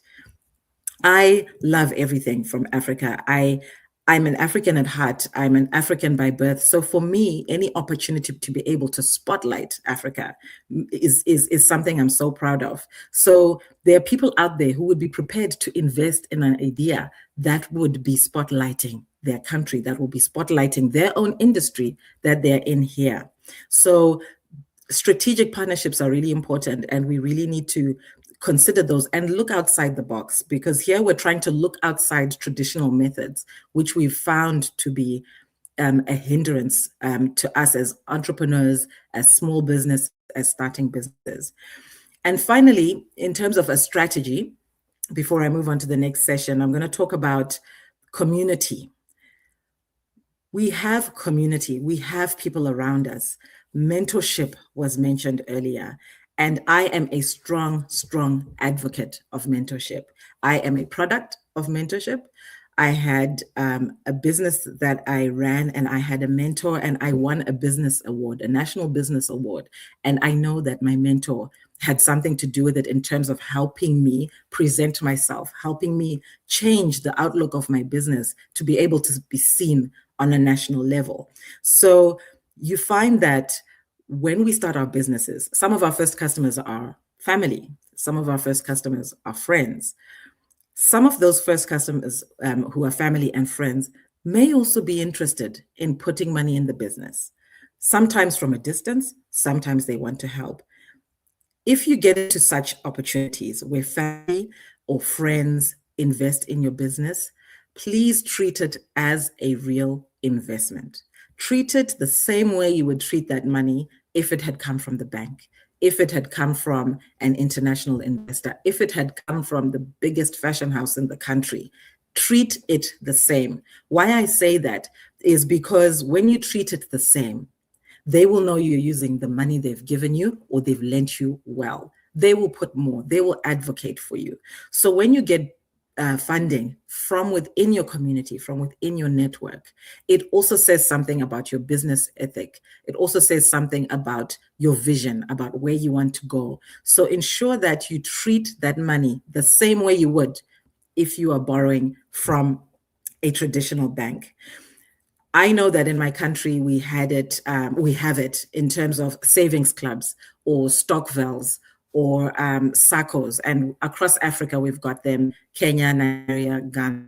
I was fortunate enough to run a microfinance institution, and we used to lend to women who were in savings clubs because we knew that they understood the concept of lending each other money, giving each other money to hold for a period and not abuse it, and be able to use it to fund their businesses. So as a microfinance, we were lending to women who were in savings clubs. So microfinances are another space that you can look into in terms of looking for funding.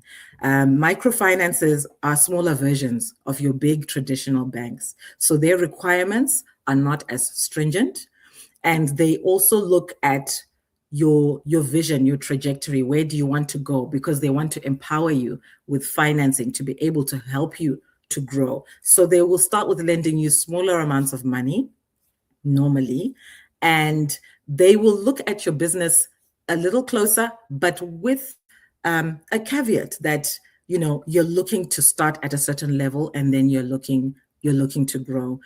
One of the things we would look at when we were getting applications for funding was, what is the idea? Who are they selling to? Who are they buying from? How are they managing their money? I am an advocate about managing your money well. So for me, that's one of the things I would look at. Is there banking transactions? If you're in an environment where we don't transact much within banking transactions, how is your record keeping? Are we able to track your money? Are we able to trace where your money comes from? So microfinances are a very good space to be able to go and start to borrow, as long as you meet whatever requirements they have. And like I've mentioned, they are usually easier to borrow from compared to your traditional banks. Please be wary of microfinances. Make sure that registered with your central bank. Make sure that the interest is not too high. Make sure that you do your research. In everything, please do your research.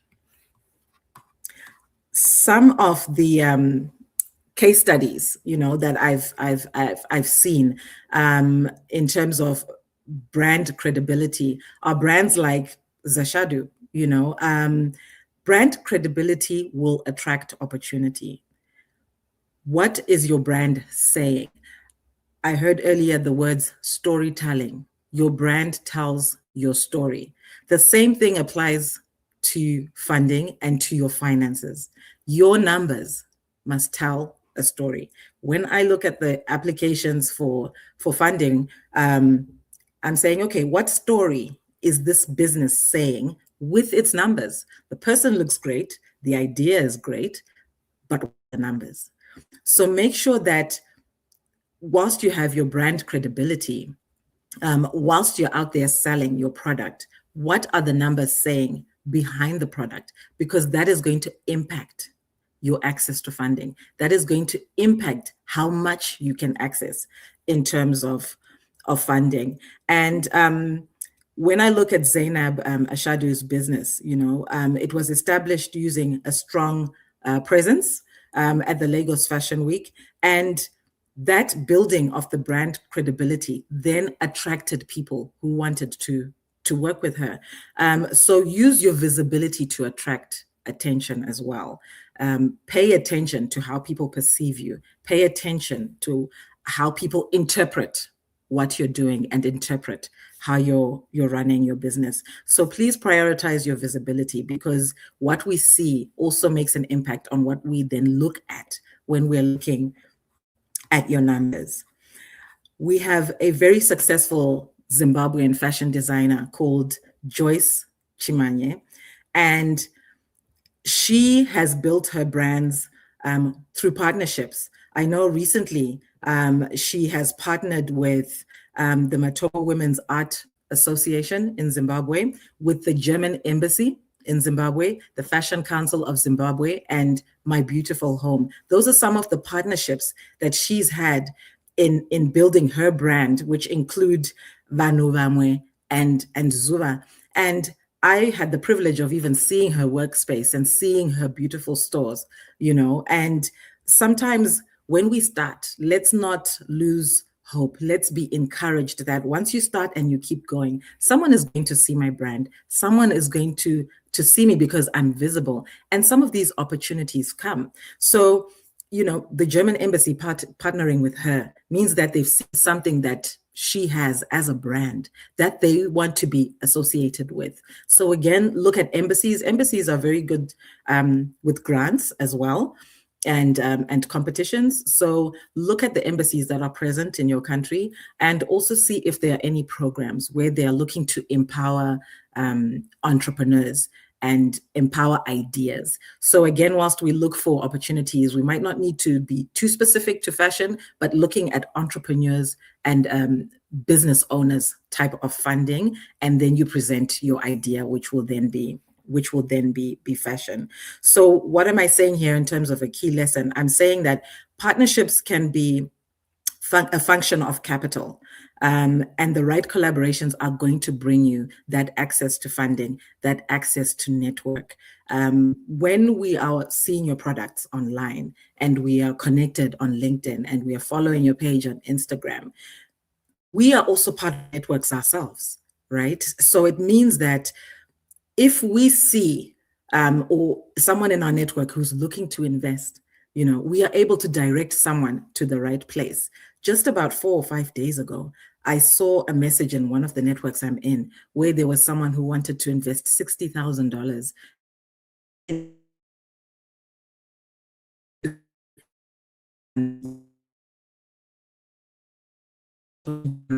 That was the criteria, so sometimes I think the business you can invest in. And because I was people that run, I was able to again try to step into networks so that you are surrounded with people who can point you in the direction of an investor, of a strategic collaborator. So your network. I love networking, and those who know me personally will know that I'm a social bunny when it comes to networking, because I've benefited so much from networking, and my businesses have grown, my career has grown just through networking. So what we're going to talk about next is how do we build a funding strategy. So let's say we've secured our capital, or we can see where we can get our capital. How are you going to build that funding strategy? How are you going to look appealing when it comes to the investor or the collaborators? And funding and access to funding and managing money really requires an ongoing discipline. You can't look at this as something that you do just today and then you get the money and life goes on. You have to be doing this as an ongoing discipline. Now, one thing that I say when I talk to small businesses and entrepreneurs who need guidance or who need mentorship in terms of running their business is know what you're good at, right? Know what you're good at. If you then need someone to help you with the numbers, get help with the numbers so that you focus on what you're able to do best. But if you're not comfortable with numbers, make sure that you have the right person helping you with your numbers. Make sure you understand your numbers. There's so much technology out there and free information out there in terms of financial literacy. Access that information, equip yourself as a creative to just being able to understand numbers. Because if I'm going to invest in business, and the first thing I'm going to say is, please, can I have your financials? I've already seen the visibility. I've seen your product. I've seen the brand, but let me see your numbers. I want to be able to understand how is this business functioning and does it have a future based on numbers? And I would like to talk to you, the creative, about the numbers. So make sure that you understand your numbers, have financial clarity, make sure your business is registered. I know we start informally sometimes as businesses because it makes sense to do so and it's easier to do so. At some point, depending on the level of financing you need, working informally may not be an option. You'll have to make sure that your business is registered. You will have to make sure that you're compliant with the Revenue Authority. You're compliant with workers' compensation associations. You're compliant with anything else that is relevant to your industry. If you have to pay subscriptions as a business to a fashion council, make sure you're compliant. Make sure you're in good standing. Because sometimes lenders will say, can we see your membership to an association? We want to know that you are compliant. So know your numbers, make sure that your business is structured well in terms of its compliance as a legal entity.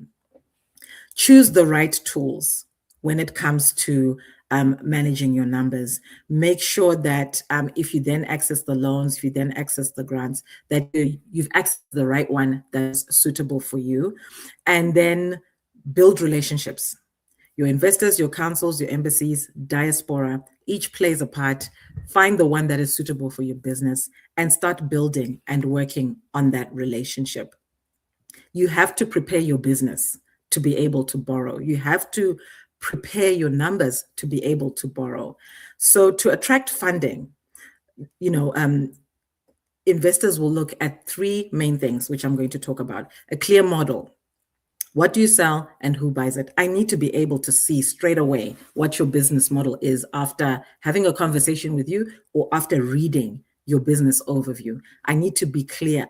I shouldn't have to think, oh, so what about this? What did they do about that? Make sure that you have a clear model that you are implementing or that you've implemented and that you are using to sell your product. When you, the second thing, to prepare your business, the financial clarity. Understand the costs of your product. Understand your pricing.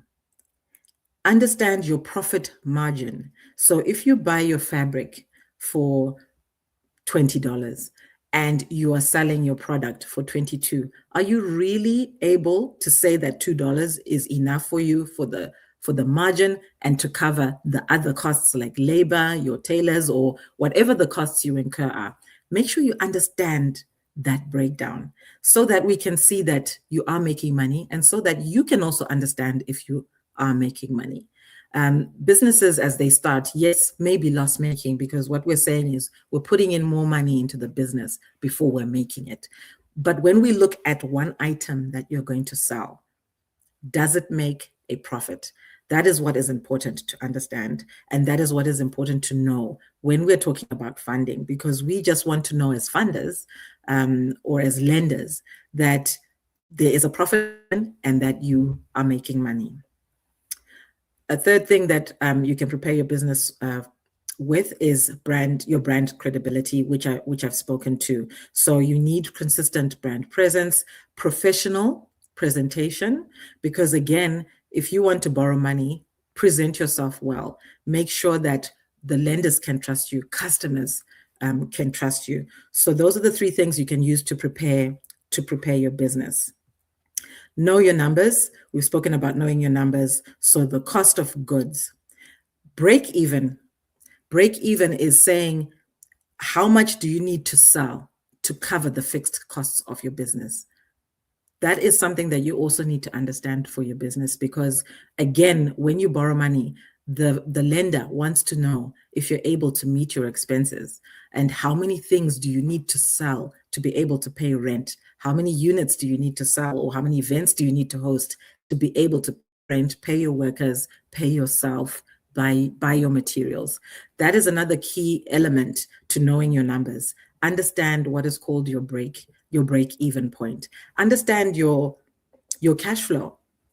Understand how cash moves within your business, because the money you get from selling, your revenue, is not your profit, because there are other things that need to be paid for out of that revenue that will end up at a profit level. So make sure that you understand your cash flow, understand the cycle. How often do you get paid? Do people pay immediately?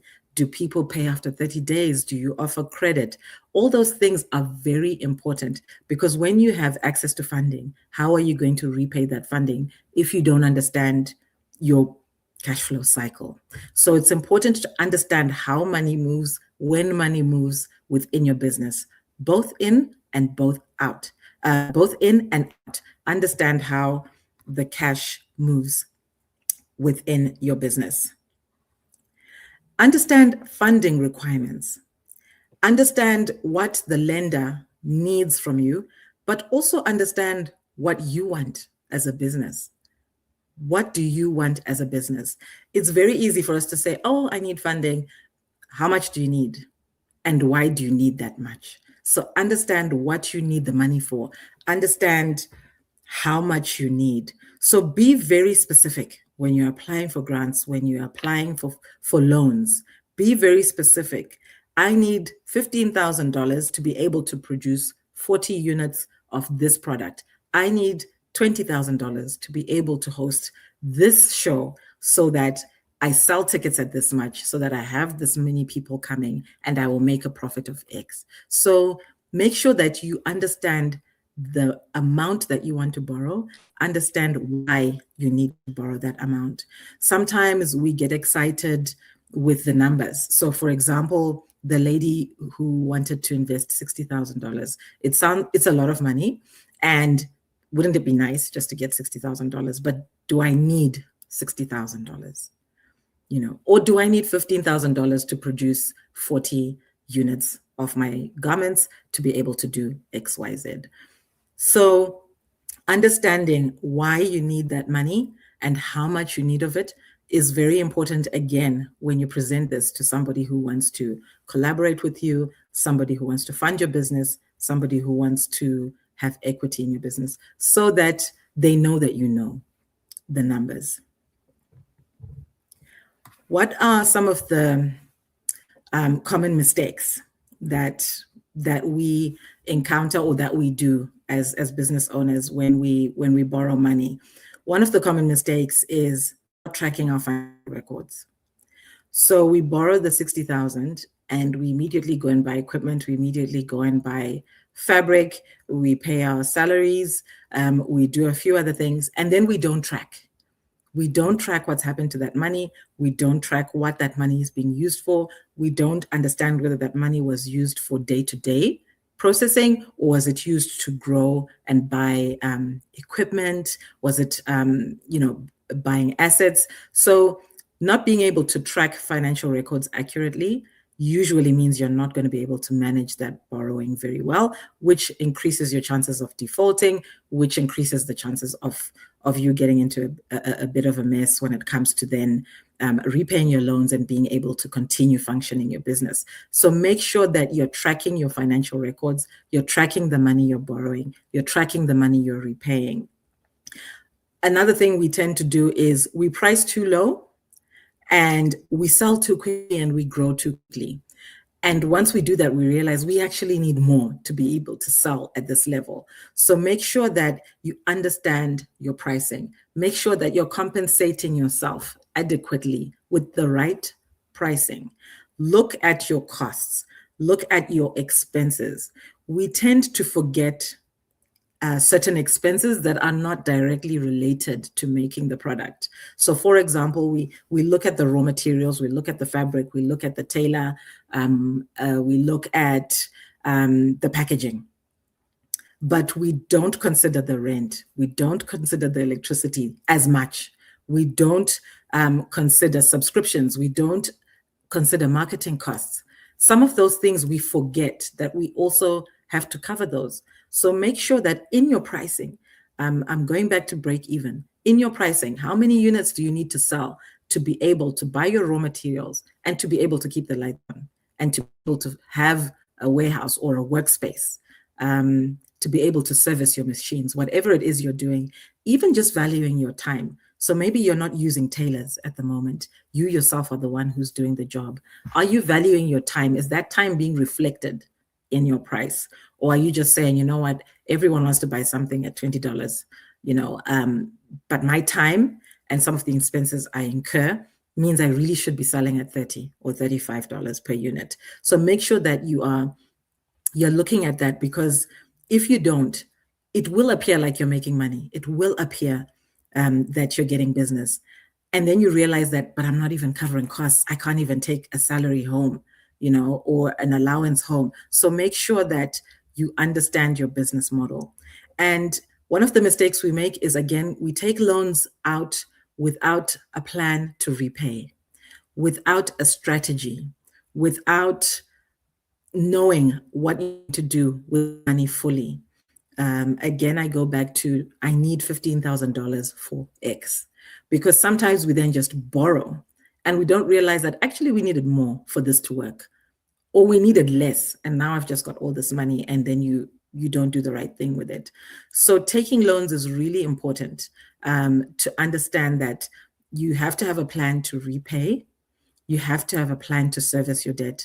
Communicate with your funders, communicate with your investors. That also shows that you are being transparent. Your creativity starts with your business. Financial clarity is what sustains the business. The numbers will sustain your business. That's what we're doing everything for most of the time. Yes, there's passion. Yes, there's passion, but it would be nice to be rewarded for the passion. So look at your strategic partnerships, look at your options, look at your investors, your potential investors, and make sure that you understand the mistakes not to make when you're borrowing money or when you're accessing a grant. Some of the documents that you need when it comes to preparing for funding include a pitch deck. I'm sure most of you have heard about the elevator pitch. That is important when you're networking. But when we're now talking about borrowing the money, when we're now talking about presenting our business in the form of numbers on paper, have your pitch deck ready. Have your story clear. Have your brand story ready, your marketing opportunities, your vision for growth. Be able to tell somebody what your business does, what your business is supposed to do, who is it's supposed to impact, and where your business is going. That should be in a pitch deck, because when you apply, particularly for grants, pitch decks are very important. And we want to be able to see your story, tell your story in terms of brand, in terms of purpose, in terms of numbers. We want to see your financial projections. That's another essential document when it comes to accessing finance.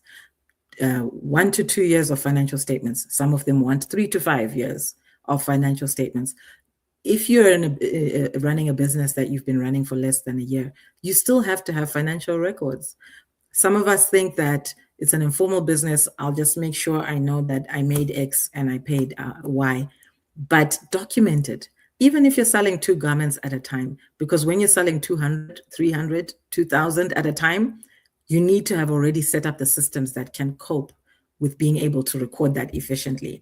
So make sure that you have your financial projections. Make sure that you're forecasting. You're telling us that, yes, right now, I'm making 10 units, 20 units a month, and I'm making $2,000. But my projections for the next 6 months, for the next 12 months, for the next 2 years is X, so that we can see the potential. If someone is going to invest into your business, they want to invest because they want a part of the potential. So make sure that you're able to show that, you're able to project that. Have a budget document which shows your cost structure. How much do your raw materials cost? How much does your labor cost? How much do your overheads, i.e. your rent, whether it's electricity, water, utilities, all those things, how much do those things cost? So that, again, we know that there is a requirement of at least X that is needed by this business on a monthly basis, whether it sells or not. So make sure you have a budget and a cost structure, because those are very important questions that you will need to answer when you want to access funding. Also understand what it takes and what it costs to produce 1 unit, or to produce, if you're into events, to produce an event.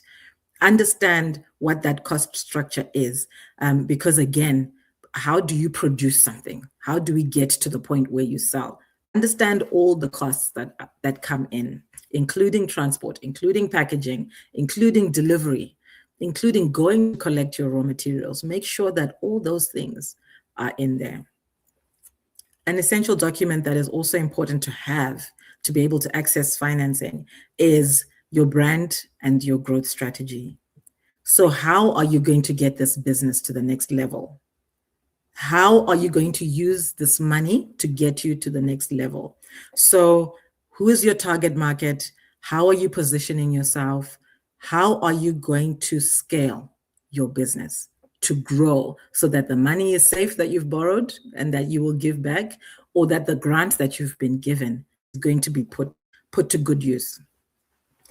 Maintain your organized financial records. Track all your key metrics like sales, margins, costs. There are so many options out there these days in terms of bookkeeping systems. Some are free. There's one called Wave. There are some very affordable entry-level ones like QuickBooks, like Xero. Those are all available. And with the use of AI, it's also become a lot easier even to use them, and you're not an accountant and you're not strong in the finance side. Some of them are now so user-friendly. You can literally use it from your phone. You take a picture of a receipt, you capture it in the app, and it's going to go off and put it in your expenses. So some of the systems that are out there are also now designed to help people who are not very strong in financial literacy to be able to run businesses. So track your finances, ideally using an electronic or digital method. Try and keep everything digital, because again, if you want to appeal to the diaspora, if you need to be sending me your financials here, your receipts are in a box next to you on your desk. So that's not going to help, is it? You need to put those receipts, those invoices into a system so that someone who looks at your system is going to be able to access them. And some investors might want to actually see the actual copies of those invoices. They want to see that your supplier charges you so much per meter. They want to see an invoice from there. So again, let's be mindful when we're transacting, especially in countries where we transact with cash. Make sure that you are getting your receipts. Make sure that you're getting a quotation. Make sure that you're asking for one. You are allowed to ask for one. Or make sure you then document that I paid X amount for my fabric if you ended up buying it, let's say at the market.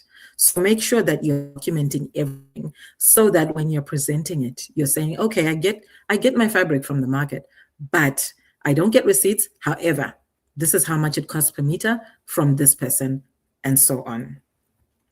Strengthen your brand narrative and your market fit. So we also want to see something in that strategy that tells us how you're going to fit into the market with your product. I believe there was someone who asked about, I think it was 3D and AR, and that is a very important thing to put in a strategy and in a document if you're going to try and look for funding for something that is not widely visible yet, especially to funders and to lenders and traditional banks and so on. So make sure that we can see where you're trying to go with this, even if you seem to be the first person or one of the very few people who are leading this initiative. Make sure it's clear. Make sure you can answer the questions. So strengthen your ability to be able to bring something new to the market through these documents. Half the time your documents are being looked at by people who are never going to speak to you sometimes in these lending institutions. So make sure that you're telling your story in that document. Don't leave room for someone to say, oh, if she was here or if he was here. We could have then asked, because lenders do not have time for that as well.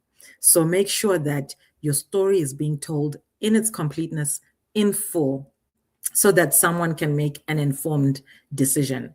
When I used to look at applications for people who wanted to borrow, if there was something missing, if there was something that just didn't look quite right, most of the time I would just say, okay, that one is on hold. Only until they come back or they really insist, would I look at it again? But most of the time we would then just reject an application because we have insufficient information.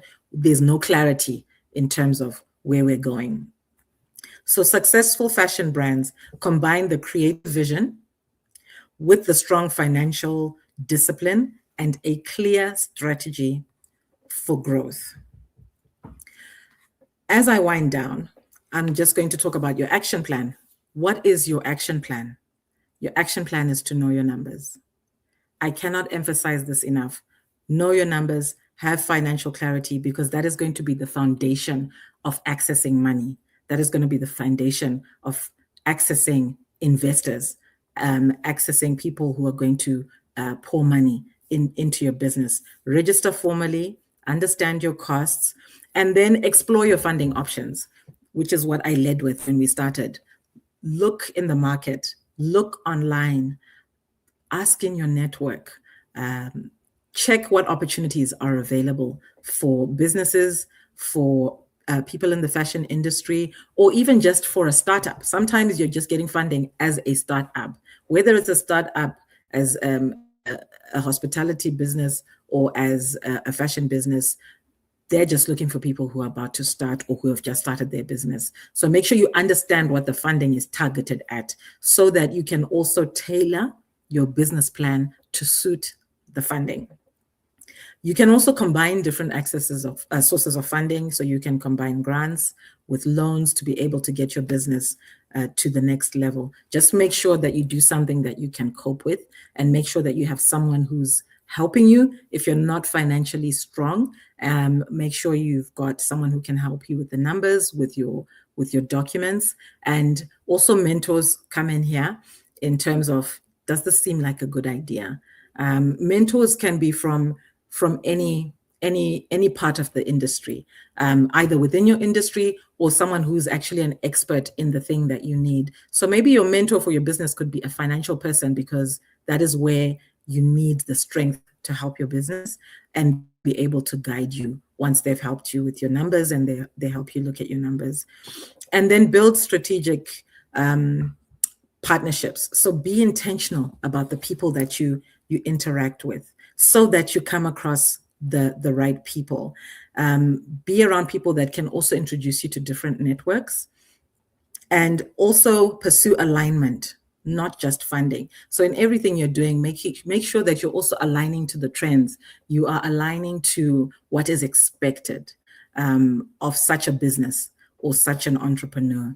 And usually your networks will then help you and direct you to the right places. So with that, I think I'll be closing off, and I really appreciate you taking time to listen to me. I'm not sure if there are any questions, Demi, that you need me to address.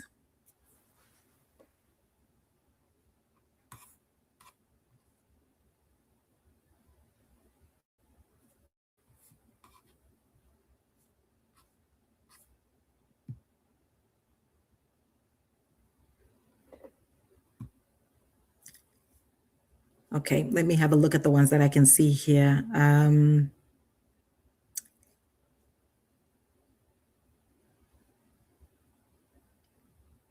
Does registering your business mean that you have to pay tax? Yes, it does. Yes, it does. Tax is such a sensitive conversation. Registering your business means that you are informing the revenue authority that you are operating, that you're generating income. Do you have to pay tax straight away? You may not, because depending on your financial statements and your financial position, you might not be making a profit. So you might not be paying taxes for a while if you're accounting correctly and if you are clear about what your numbers mean. But normally, more often than not, registering your business will eventually lead to paying taxes. And when we're looking at being funded by diaspora, by international investors, or even within your own country, and you're looking for investors, some of the things they look at is the business a legitimate business? Is it a registered business, or is this someone who's trying this out today and might be gone with the wind tomorrow? So make sure that you register your business if you can.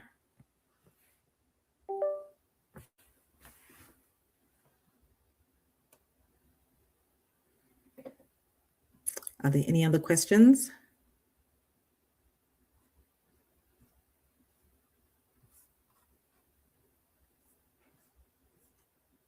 Let me just check.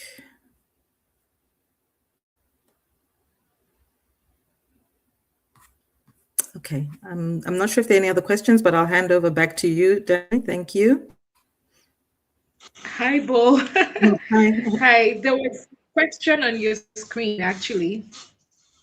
Sorry, and it was about which organizations do give out grants in Africa. Can you hear me? Yes, I can. Yes, I can. Okay, there's a question from Jackie. Which organizations do give out grants in Africa? There are quite a few that you can research, and some of them are country specific. So you'll find that most embassies do provide grants. You'll find the British Embassy, US embassies, they have initiatives, they have programs. The UN Women also does grant opportunities. And some of them are smaller and they are specific to your country. So because we've got a wide audience, it's really hard to pinpoint. But if you're to look up opportunities from or grant opportunities that are available within your country, you should be able to find something online. Okay. All right. Thank you. There's a question here that was concerned about how to source for them. Where can we get the application? They need more detail. Okay, so in terms of getting the applications, when you look for an opportunity online, you will find a list of requirements to apply. So that list of requirements will include typical things that I've mentioned, like your financial statements, your business plan, your brand strategy, your marketing strategy. Different spaces have different opportunities, so different requirements. So you'd have to look at the actual application for the place where you want to seek funding from. And usually the application will have information on how you can what you need to be able to apply. Okay. Thank you so much. I think there are no other questions. So now, please let's appreciate Bo. She has been, and she's been amazing this afternoon. Thank you so much for that wealth of knowledge. We talked about loans to grants. I think it mentioned accelerators at some points as well. Yes. So yeah, the feedback has been amazing. I'm seeing here. Thank you so much. This segment was super enlightening. I really appreciate your expertise and experience. Thank you. This is the second time you're doing this with us. Yes. Yes, it is the second time. It is second time, and I always look forward to it because it means I wake up in the early hours of the morning. Yeah. And then it means you're ready for the day. So yeah, no, I always appreciate being invited to such things, and I'm honored that you invited me a second time to speak. It's always nice to hear other people's perspective and to bring something different. We're totally honored to have you as well. Thank you so much. All right. Okay, people. It's been an amazing few hours today. We spent about 4 hours plus on this call, and I'm glad that you found every session relevant to the questions that you had burning in your heart. And we're about to wrap up now. So the WIFA conference is an annual event, and we'd like to take your feedbacks on one or two things. What stood out for you on this session? Which session did you enjoy most, and what can we do to improve next year? Of course, we're going to be doing this again next year, March, and I hope that we'll get to see each and every one of you. All right, so please take out time to just give us that feedback. Give us that feedback. The link is on the comment section on YouTube. Just click on it. I need to take you out, but still come back. There are some other things that other initiatives that are actually on the pipeline of Student Advisory Africa. One which is in our training arm, which is the Bridge Institute. We have admissions currently open in 2 technical courses in fashion. One in fashion business management and the other in technical design, fashion technical design. There are two in-demand courses for people. I want to say that you should take out time to check out our website and register. And the link would also be on the chat box. So the amazing thing about WIFA conference is that this resource, this entire conversation is available to you all year round. So you can always search and come back to listen to it. So on this note, I'd like to say that we bring the WIFA Women in Fashion Conference 2026 to a close. And I'd like to hand you over to the media team as they have some information they would like to pass across. All right. Thank you so much and see you next year.